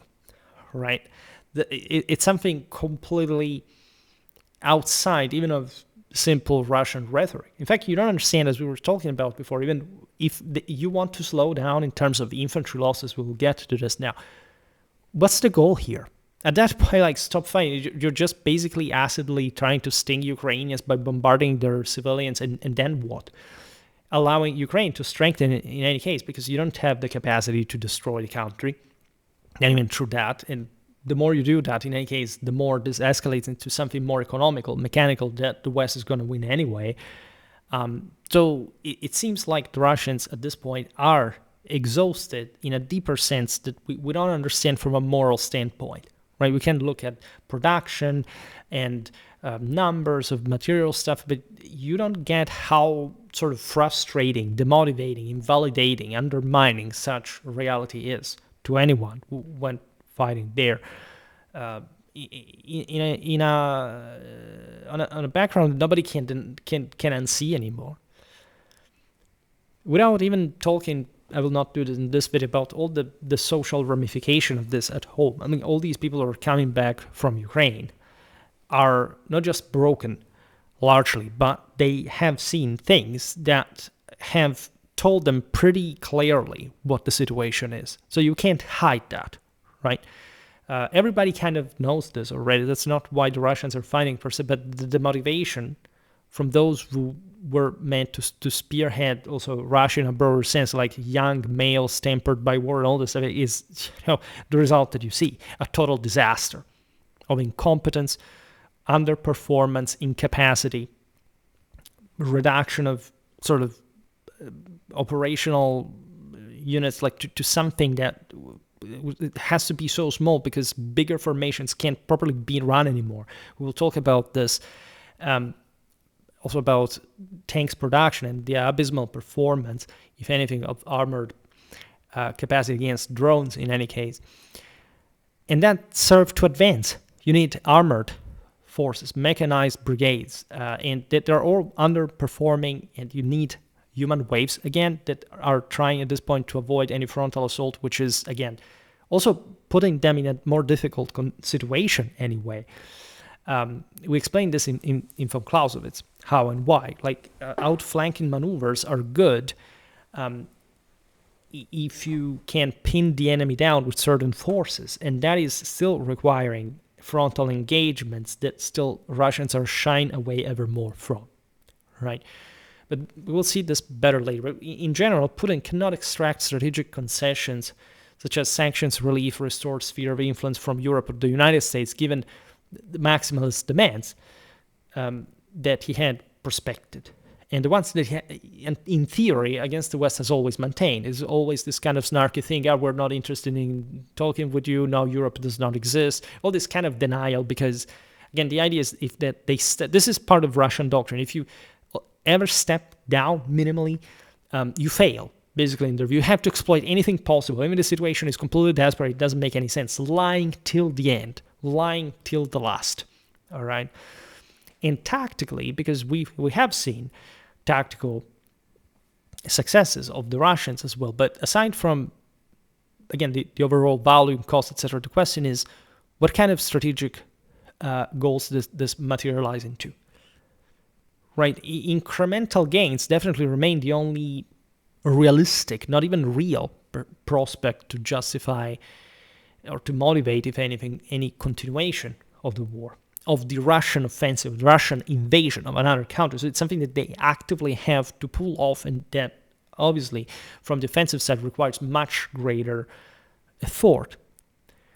Russia has this idea that we're also very well aware of, calculate, because Russians do not understand Europe, right? If you listen to what Putin says when he describes European governments and institutional forms, he has missed any part of any meaningful education or acceptation. It's possibly in a form of cognitive dissonance regarding how the system works. The guy has an incredibly strange set of incredibly strangely balanced set of knowledge and know-how, right? In a widely missing part is how the European political landscape works. He believes that essentially if he goes on, at some point, more nationalist or inward-looking governments in key states will gradually erode sustained support for Ukraine over the coming years, which at this point, with all what we invested in Ukraine and in the prospect of reconstruction, is off the table for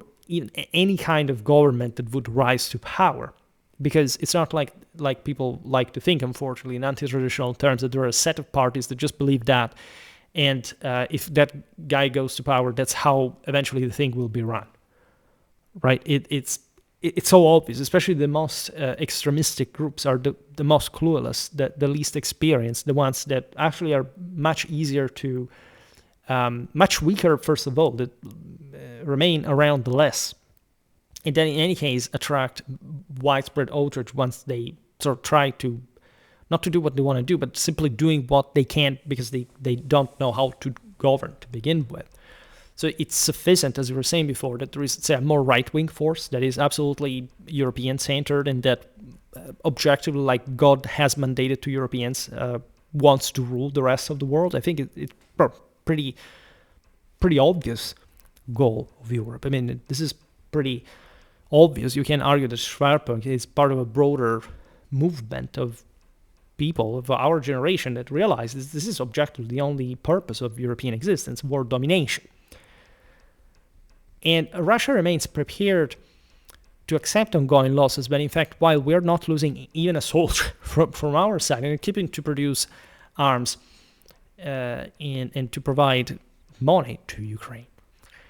So obviously, it's not simply as, okay, it's not what the Russians produce is not important, but they're on their own and in a much more isolated situation. Remember that, I don't know, in 2022, 2023, said, oh, look, nothing happened to the rubble. Oh, look, the geopolitical order is collapsing. We're becoming a multipolar world.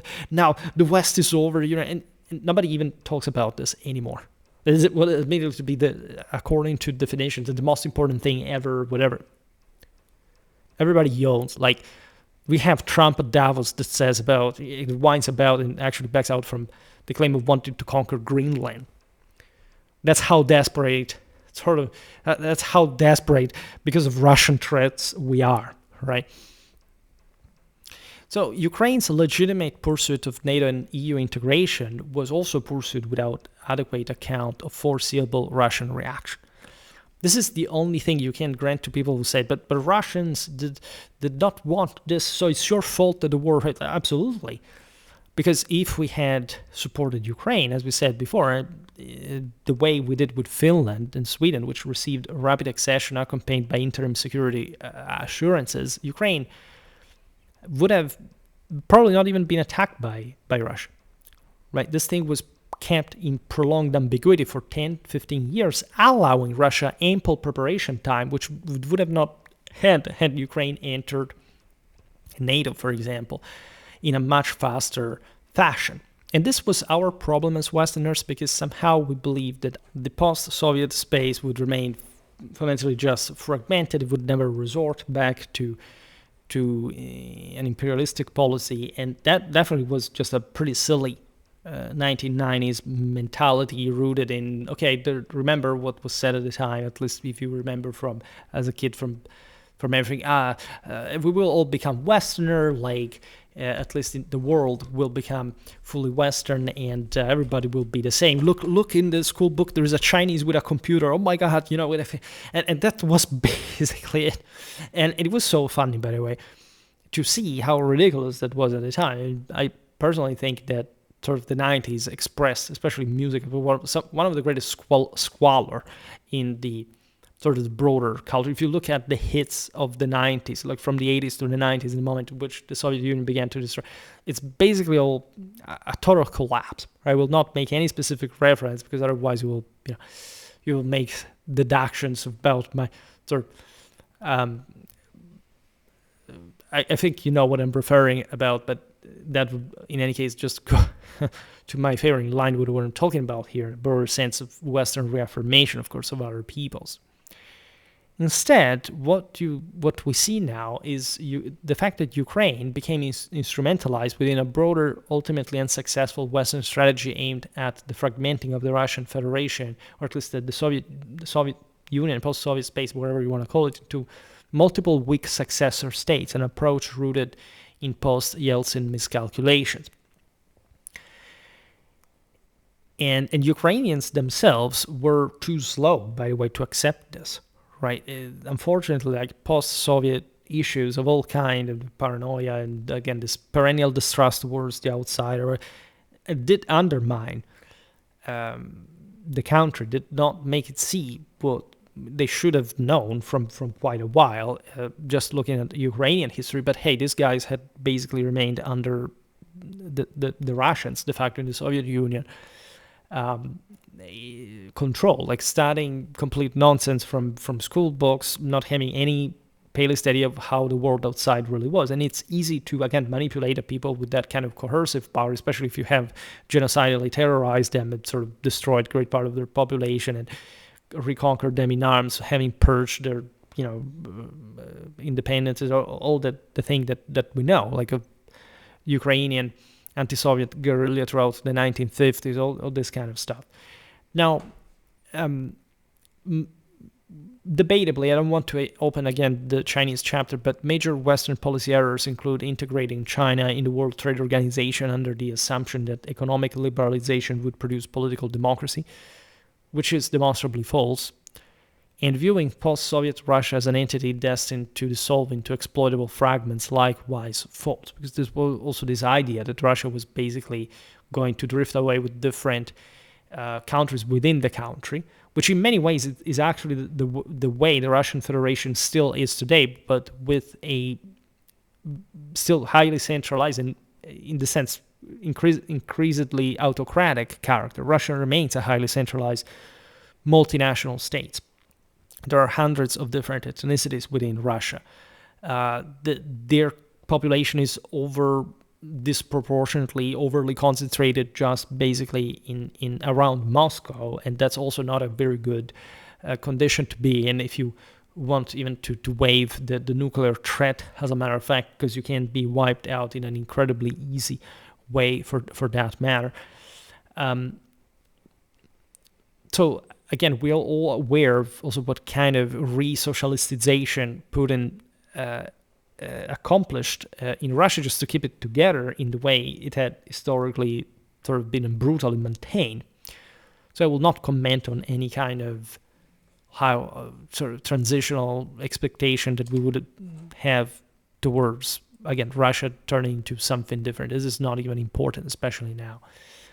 Not even if they were to lose the war in a particularly disastrous way that will prompt such thing, because in any case we would have sway over it. We've demonstrated that they're incredibly weak and incredibly easy to control through conventional means. Now, NATO's perceived omnipotence, some say, has been undermined, right? And I disagree with this, because omnipotence obviously belongs only to God, but if we take Trump's statement as the measure by which allegedly like the leading members of NATO would have, again, essentially turned back to NATO, but I think you are being very naive and also against the reality of the situation. Nothing is happening, right? This is all surfacial internet chit-chat, words thrown at there, because again the standards of sort of presidential behaviors and people's behavior in the world have changed in any case for the worse, and surely it's possible that NATO in this lost its courageous character. But I mean, I think that NATO has always been some sort of very shy, circumspect animal that would look at things from the far and eyeball what can do in case of threat. It's the sheer size, right, of our military power and the sheer sort of foundational interests that keep us together in a very also cynical way.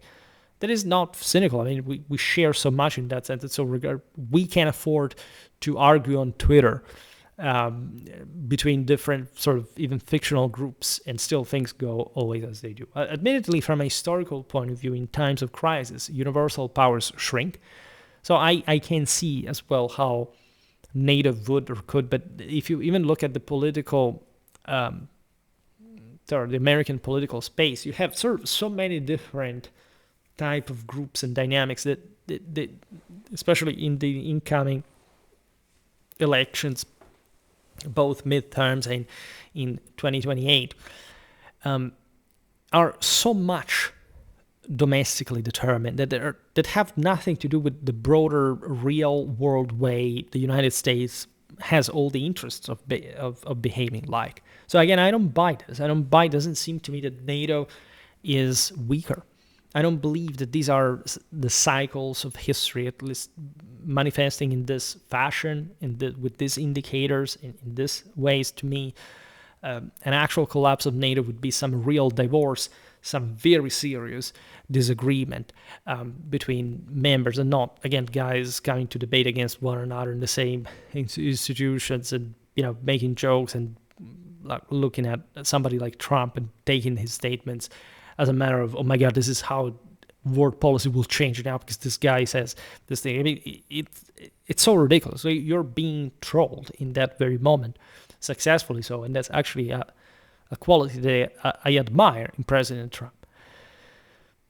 And in fact, I don't like that sense of creepy liberalistic idea, like those people who have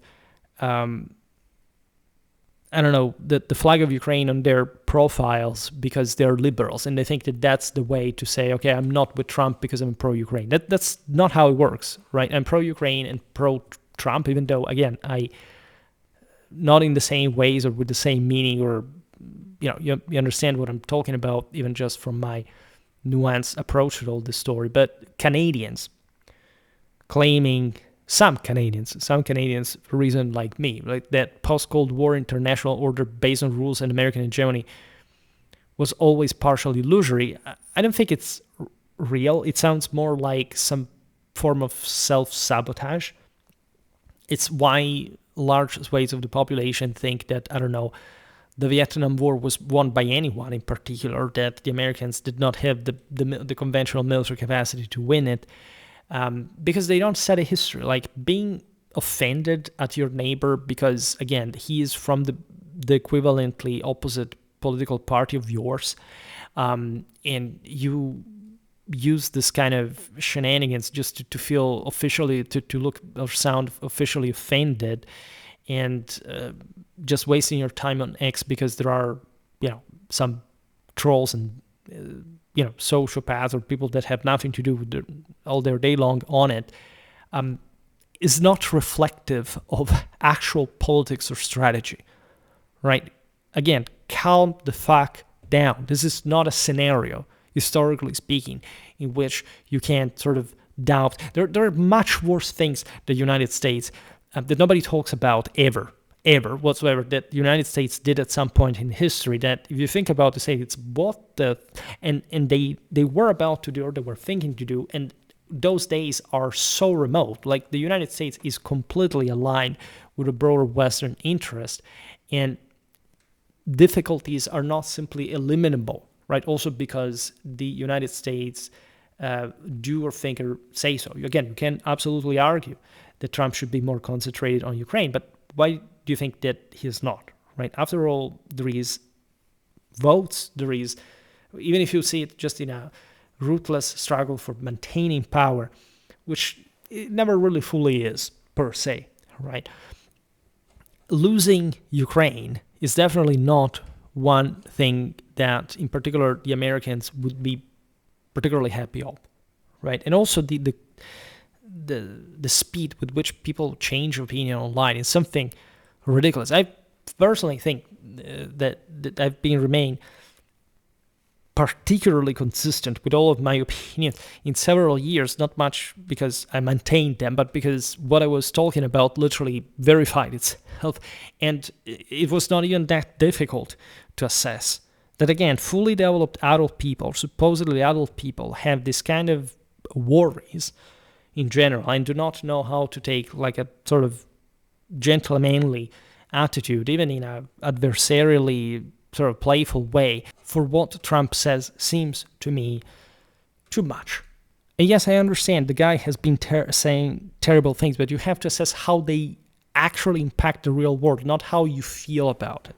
That's the worst thing that you can do in any level of, in life in general, not of political or strategic analysis or whatever.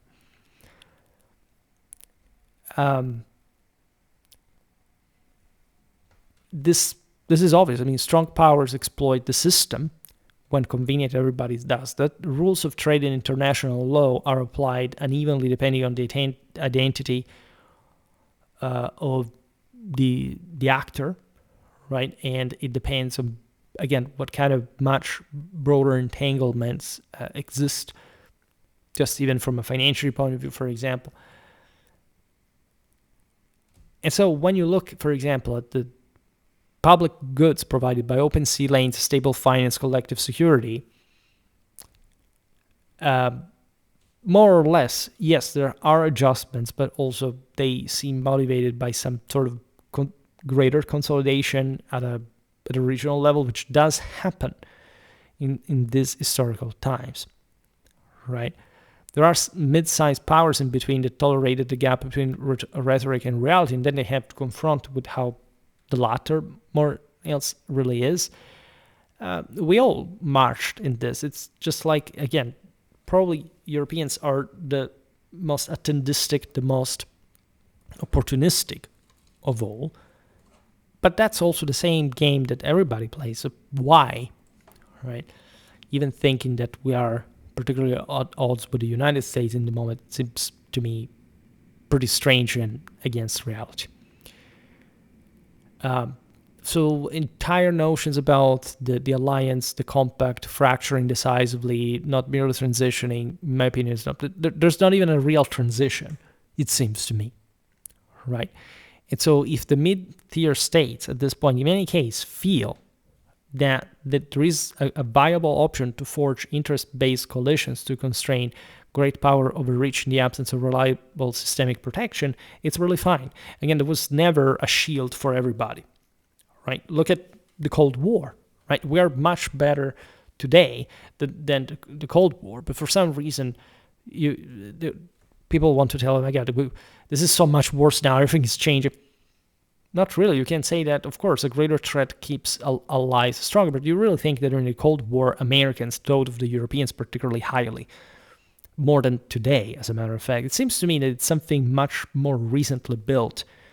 And so, if anything, also because peoples probably did not know each other more than much to begin with for feeling any specific feeling. We have this impression, I don't know, that the Americans simply came to liberate us for good purpose. Like, we have to be incredibly thankful for what happened in World War II, especially because of the 100,000 Western allies that died in that way. And you have to thank even those who sort of simply engineered this with their own losses elsewhere, even if they were terrible regimes. And we have even to thank all sort of millions of Ukrainians who fought and died on the Eastern Front to make us in the West live a much better life that they never had, as a matter of fact, because that did, regardless of the totalitarian and communistic goals of the Soviet Union, that's how things turned to be in, right?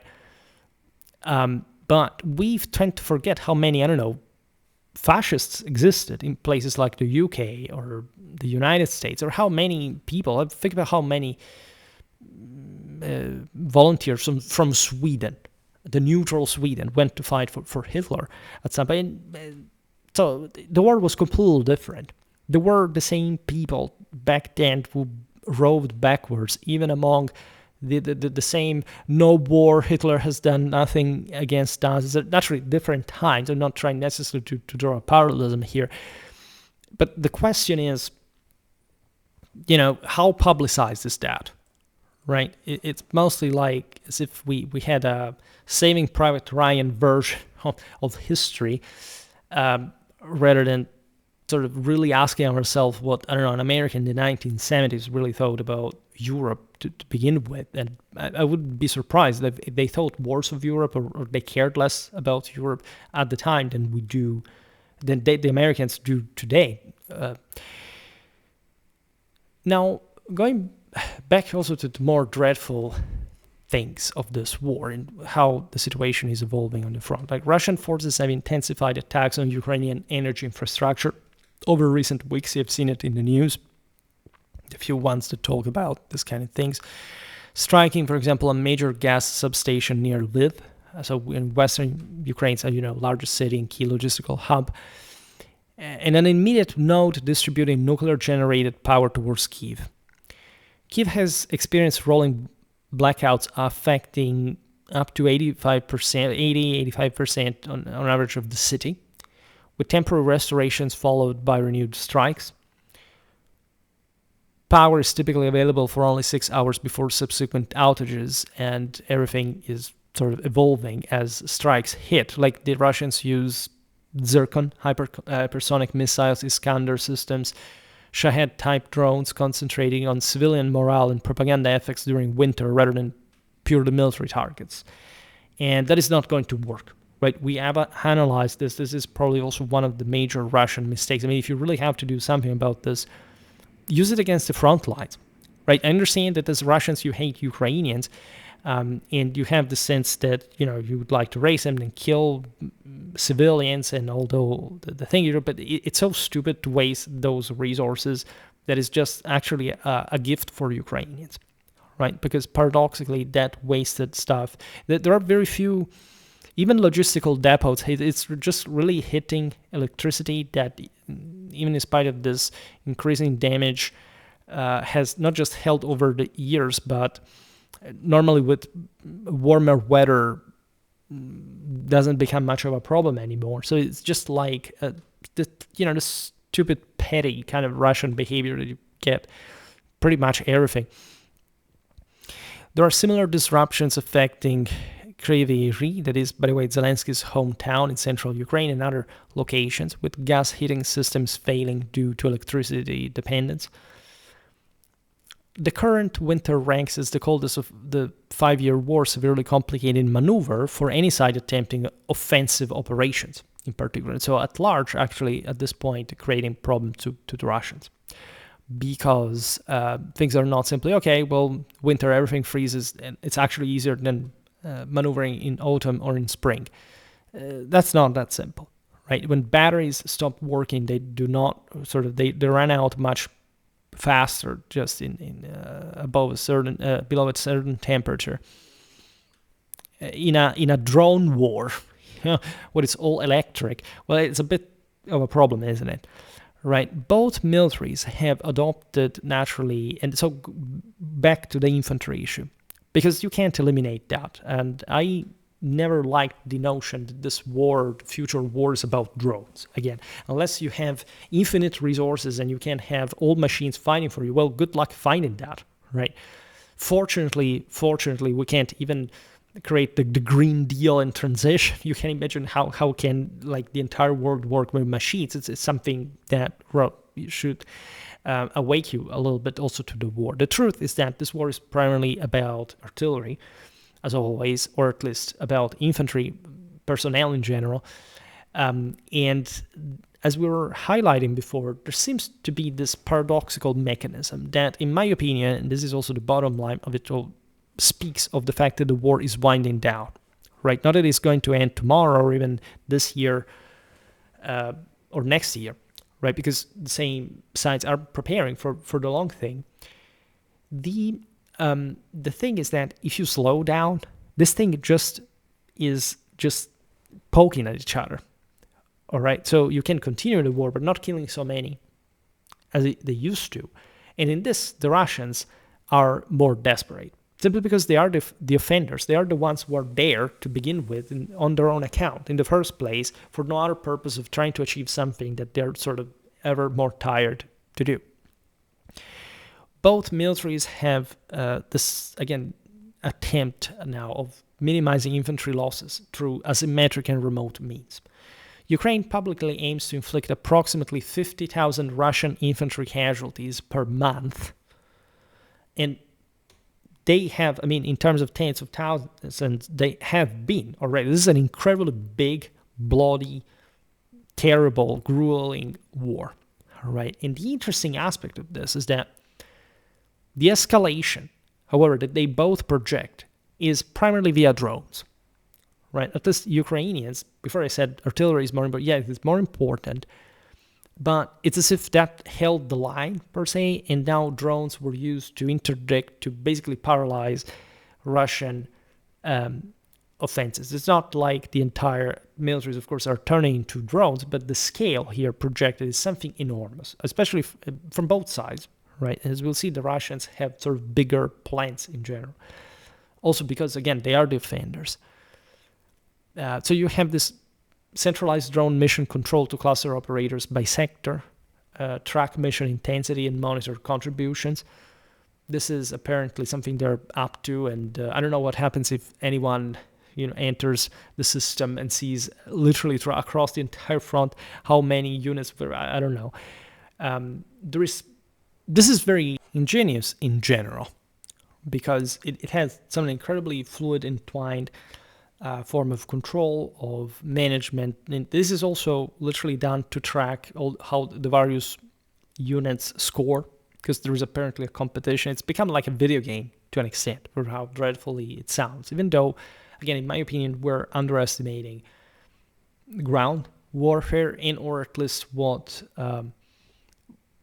remains of it, which is definitely not gone as even sort of drone involvement is concerned, because even if drone warfare managed to inhibit, in particular the Russians, that would be a major result.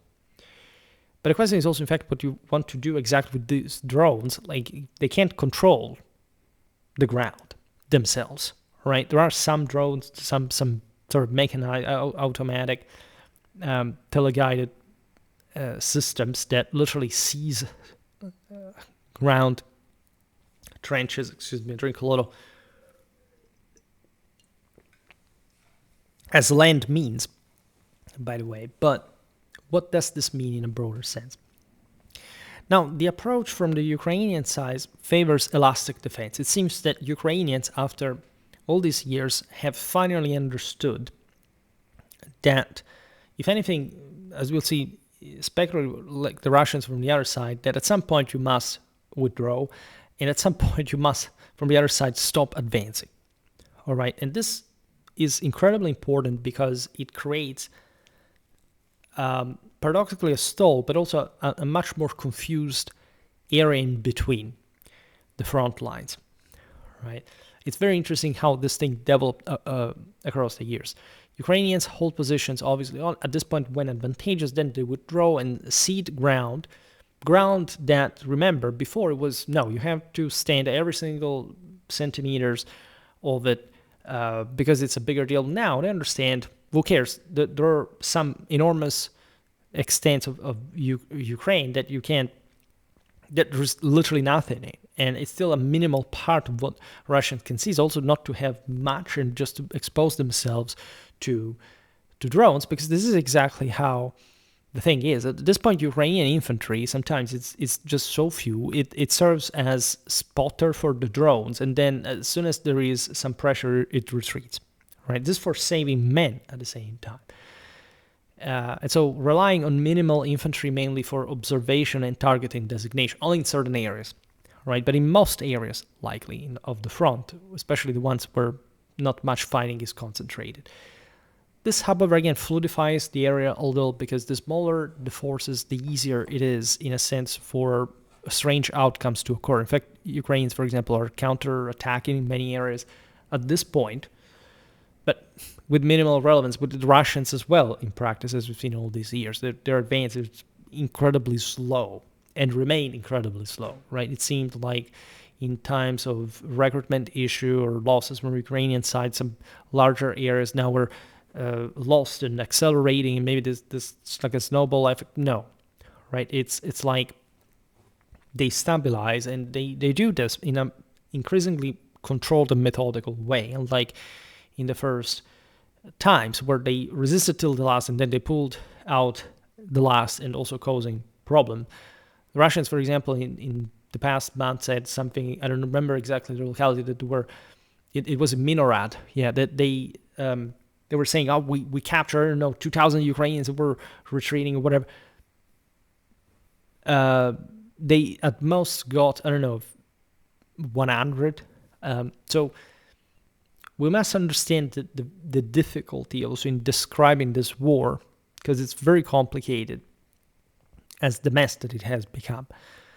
Russian military bloggers acknowledge the seriousness of the Ukrainian elastic defense challenge, reporting confirmed monthly personnel losses in the 30,000 plus range during intense periods and noting near parity between monthly losses and recruit inflows. Right?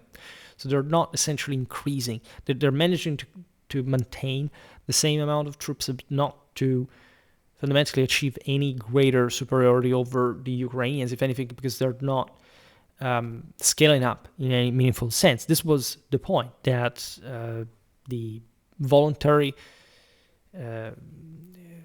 enlistments money are also ending in Russia. Nobody really wants to go there, even if by increasing that at some point, first of all, there aren't even so much, but probably people do not want to go anymore. This is a problem, right? And as a response, this is incredibly important, because you see people mostly bet on Russia because it said, oh, it's big and so it has infinite soldiers, whatever. They're stopping there to increase their own recruitment.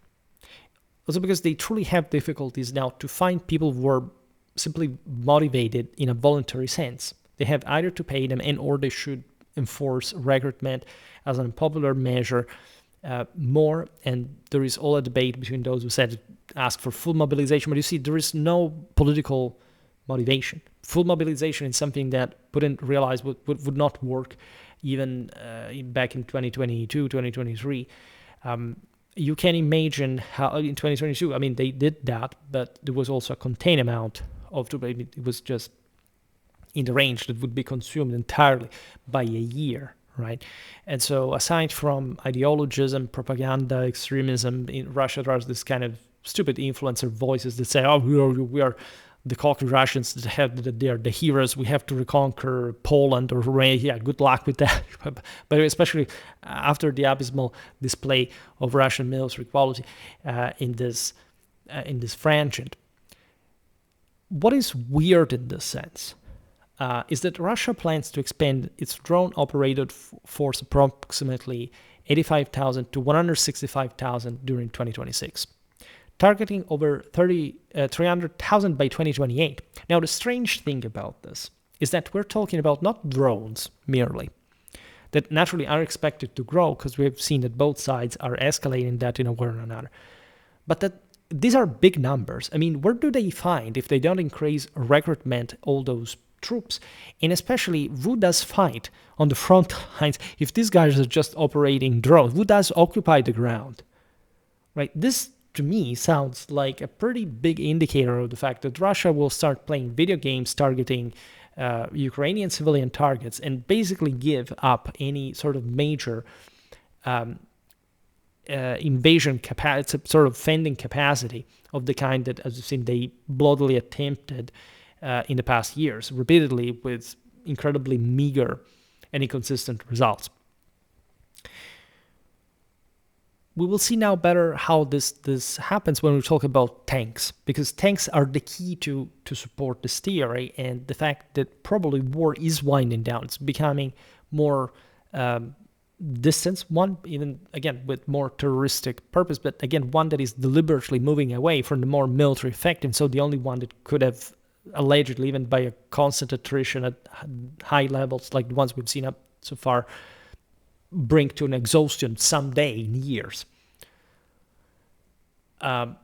So both sides increasingly delegate combat to drones, with emerging ground robotic systems such as the Devroid type units conducting thermal vision ambushes against armored personnel carriers, extending remote lethality.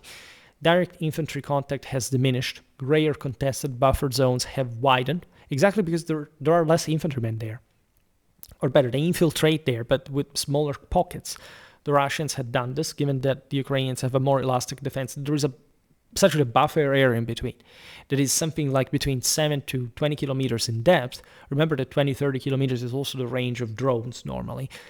With, the most used ones against the front lines, with patrols and small nighttime incursions occurring within this sort of the spaces. Now, fighting concentrates in urban areas offering cover from aerial drones, because again, drones do not literally have the capacity to dislodge people from bunkers, from places. I mean, there are attempts, sometimes they enter literally inside from the door and all this kind of stuff, but it's not how you win a war, it's not how you cause any meaningful loss. Open terrain advances are rare at this point. And again, here the protagonists are the Russians. The cost is incredibly high, and especially armored, sort of mechanized warfare is suffering enormously. That's why you see the Russians on horseback. That's why you see the Russians on motorcycles. It's just like a post-apocalyptic fiction. Russian operations focus on envelopment and logistics interdiction around settlements rather than frontal assaults, which is, however, more grueling than it actually seems at the end of the day. Because if there is a front line ahead, it's not simply like, Ukrainians do not have defenses or troops in between, or you don't expose your flanks to counterattacks if you try to envelope the cities, right? So the Russians are able to advance at this incredibly slow pace, conquering towns that are reduced to ashes, and they have, at that point, in fact, no strategic relevance, other than having caused some losses to Ukrainians and having suffered their own for nothing, right? Briefly looking at the front lines, activity includes continued infiltration attempts of the Russians north of Vovchansk, north of Kharkiv, forcing redeployment of Ukrainian units, including the Brigade Art, to seal small pockets. We're talking 15 square kilometer zones near the Vovcha River that, if seized, would complicate Ukrainian retention of positions east of the river. Incremental movements persist around Pokrovsk, Kurakove, Kupiansk, where Ukrainian counter-moves occurred, followed by stalemate. Liman attempts to encircle via limited access routes along the Siversky Donets wetlands there. In fact, Siversk, with rapid Ukrainian withdrawal without preceding massive bombardment from the Russian side. You see there how, for example, the Ukrainians would get out without sort of taking hits, just to say that they have covered the ground. Konstantinivka, which is also largely static, even though it has this enormous concentration of troops. There's also the Zaporizhia sector with Russian flanking maneuvers around Orehiv, Kamyansk, and Yulivka / Yulia areas, with build-up of airborne / VDV formations and Ukrainian special forces response. Ukrainians, as we'll see now, are actually fortifying behind that. So there's a pretty interesting, and I'm sorry, again, I can't provide you with the actual maps of all this, but it's fascinating to see the labyrinthic defenses that Ukrainians are establishing, again, in some areas that are stronger and are weaker, but how the pace now, the habituation to this rhythm has now come from like a pretty specific experience and refinement, right? Both sides know at this point how to make that kind of war like nobody in the world does. Russian volunteer units aligned with Ukraine also present in this zone, interestingly enough, because there are lots of Russians fighting for Ukraine. Territorial changes since early December, by the way, remain minimal. I think the last video exactly, but the end of November, something like that. So we're there. It hasn't really changed. It doesn't really matter that much, because we're never likely going to see a massive seizure of Kharkiv or Zaporizhia, etc. Contested zones continue expanding due to drone dominance and reduced infantry density. This is also, again, very interesting. It's like a drone's land, like a no man's land, but a drone's land, almost. And it's scary in a sense, but still, we understand it derives from a peculiar strategic ratio, right? Other wars would not be fought in the same way. Ukraine is constructing additional fortified lines, as we were saying, behind Pokrovsk and towards Zaporizhzhia, incorporating Dragon's Teeth obstacles, anti-tank ditches, and layered defenses. I mean, we sort of know this now that they know how to do it well. They know their deal. Russian tactics prioritize isolating settlements by interdicting limited access roads, typically 1 to 5 routes per town, concentrating drones on those corridors to starve defenders of supplies and turn civilian populations into liabilities for the defense. All right. Russian armor. This is possibly the most important part of the video because as an indicator is mind-blowing and very, very interesting and showing really how easy it is to manipulate people, data, etc. And it doesn't speak much in favor of the Russian situation because, as we know, since the beginning of the war, Russian armor stocks have sustained heavy attrition, but have been partially replenished through reactivation and cannibalization of Soviet-era reserves. In that case, we're talking primarily T-72, T-80, and T-90 variants deemed valuable. Also, T-62s, T-54/55s that are less useful, but the T-62s in particular are now basically the most available type among. It's not a decisive majority, but it's a relative majority. Now, what is the interesting aspect of this is that pre-war depot holdings, we're talking probably the Soviet-era ones largely, have been drawn down significantly, over half in many categories, and basically reaching exhaustion. We actually predicted this. We said it. By 2025, basically, Russians will run out of their armor. This level of attrition, also they slow down a little bit, or as we've seen, they tried at some times to properly withhold the tanks, to send more human waves to preserve those. Right, there is this restrained usage, in fact, especially during 2024, 2025, preserving overall numbers that at this point are roughly equal. And this is the part that people would immediately misunderstand, or slightly exceeding 2022 starting levels, meaning that the Russians today actually have more tanks than at the beginning of the war. You see, if you would give this without context, that we explain now, to people who say, oh, the Russians are undefeatable because look, they have even more tanks, and we said we would run out of tanks. The point is that they have so many now because they are of lower average quality. They're mostly, again, they brought in the Soviet stocks. The old stuff doesn't work well, as we explained before, T-62s. They're incredibly old. I don't know if you have an idea of that. It's pre-80s, basically, an average kind of tank. And even before. And therefore, the availability now is just the one of the Soviet-era stocks brought into action. And the stocks are empty now. So basically, once they will run out of this, that is much easier to run out unless they withhold it and keep sending just people in without defense. And we have seen how actually effective Ukrainians are with their drones at taking down armor stuff.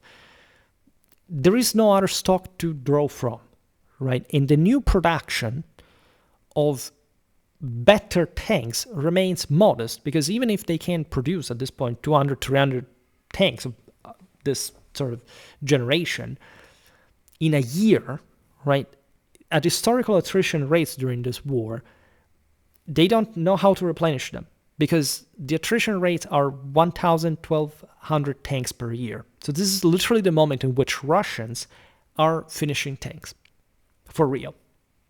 And in a way that they can't even fully functionally, I mean, if you send T-62s, they're gonna end up much more quickly than what we've seen up to this point, right? So the Russians don't have this dramatic tanks production. It's very easy to have tanks blown up at this point, since also as it was at the beginning, there was never really a moment in which Russian tanks did not explode. And so if we account for this, there could be literal exhaustion of tanks by 2027, 2028. Right? Meaning that from next year, the Russians will not be able to replenish tanks at properly in absolute terms. And so basically, if they want to advance anywhere, they have to go without tanks, or at least with a minimal amount of tanks that it's as if, they weren't there. Because again, these reactivation pools are depleted, right? Current low employment delays that point. That's why they have more tanks now than they had in the past, but they're all the shitty Soviet era tanks and other damaged ones that, again, basically it's much worse than they had before, and they don't know how to replenish because these are all the ones they have, and the attritional rate of the war in Ukraine is absolutely like it's up to 4 times the Russian tanks production. And so they have to be very careful because this is not just about Ukraine. Russia is enormous. It has lots of vassals, lots of sort of internal problems, ethnically, domestically, in so many ways. You can't remain without tanks. These are literally all the tanks they have. There are no other reserves, right? So you can't fight like that, right? So it's useless to say, okay, well, they're investing in drones to do what? How do you gain ground? How do you get terrain? How do you grab further land? Drones do not do that, right? They don't have the capacity and mass to destroy Ukrainian forces. You have to go in with tanks and infantry if you want to kill them, to dislodge them, right? As they do still today, but still with this already with this enormous problem that they had since the beginning of the war. Other interesting thing is that the FABs, the glide bombing, has been drastically reduced. It's not really clear why at this point. It's possible they're piling up for specific employment and whatever, but that grueling bombing that was used in part, it may be due to the Ukrainian elastic defenses, the fact that they're not digging in more than much in certain places, and that still they have somehow have to expose their, depending on from which bases they send the planes that shoot it, as you know, that drop these bombs at pretty inside the same Russia in certain cases, but also at some point they have to enter Ukraine in with a bit more difficulty than before. There's also not a strategic bombing campaign at this point that is quite fascinating, meaning, if you look at how in World War II this was done, mostly there were hundreds of bombers. Russians used a few tens at a time, and also to obtain what, practically. So this is extremely interesting, because if the Russians are not willing to even just rise more infantry, and they don't have tanks to support them adequately, and they just want to escalate drone production, it seems there are good chances that the war is actually winding down in terms of actual Russian strategic threat to Ukraine, because with drones you don't practically do much, and you can, from the other side, also increase the same and increase also aerial defenses and all this stuff. It's not that the war will simply end because of this, but it's a very powerful signal that comes in parallel, by the way, with the pronostics of exhaustion of Ukrainian manpower, not much because of the absence of population, but because of the collapse of the recruitment system that was by the attritional rates of this previous years up to to the last, we've seen it in our last videos about the summer Russian offensive.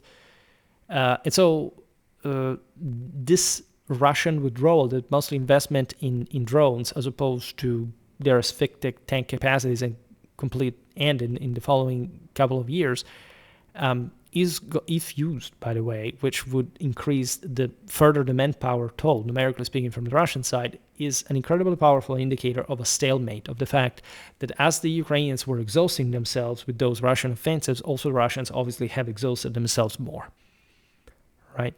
So, needless to say, the war has evolved into a prolonged war of endurance and attrition. Remote systems reduce human losses but cannot physically occupy territory or demonstrate control. So political resilience, allied commitment, and domestic tolerance of a sustained sacrifice increasingly determine the trajectory more than battlefield maneuver. This was always true.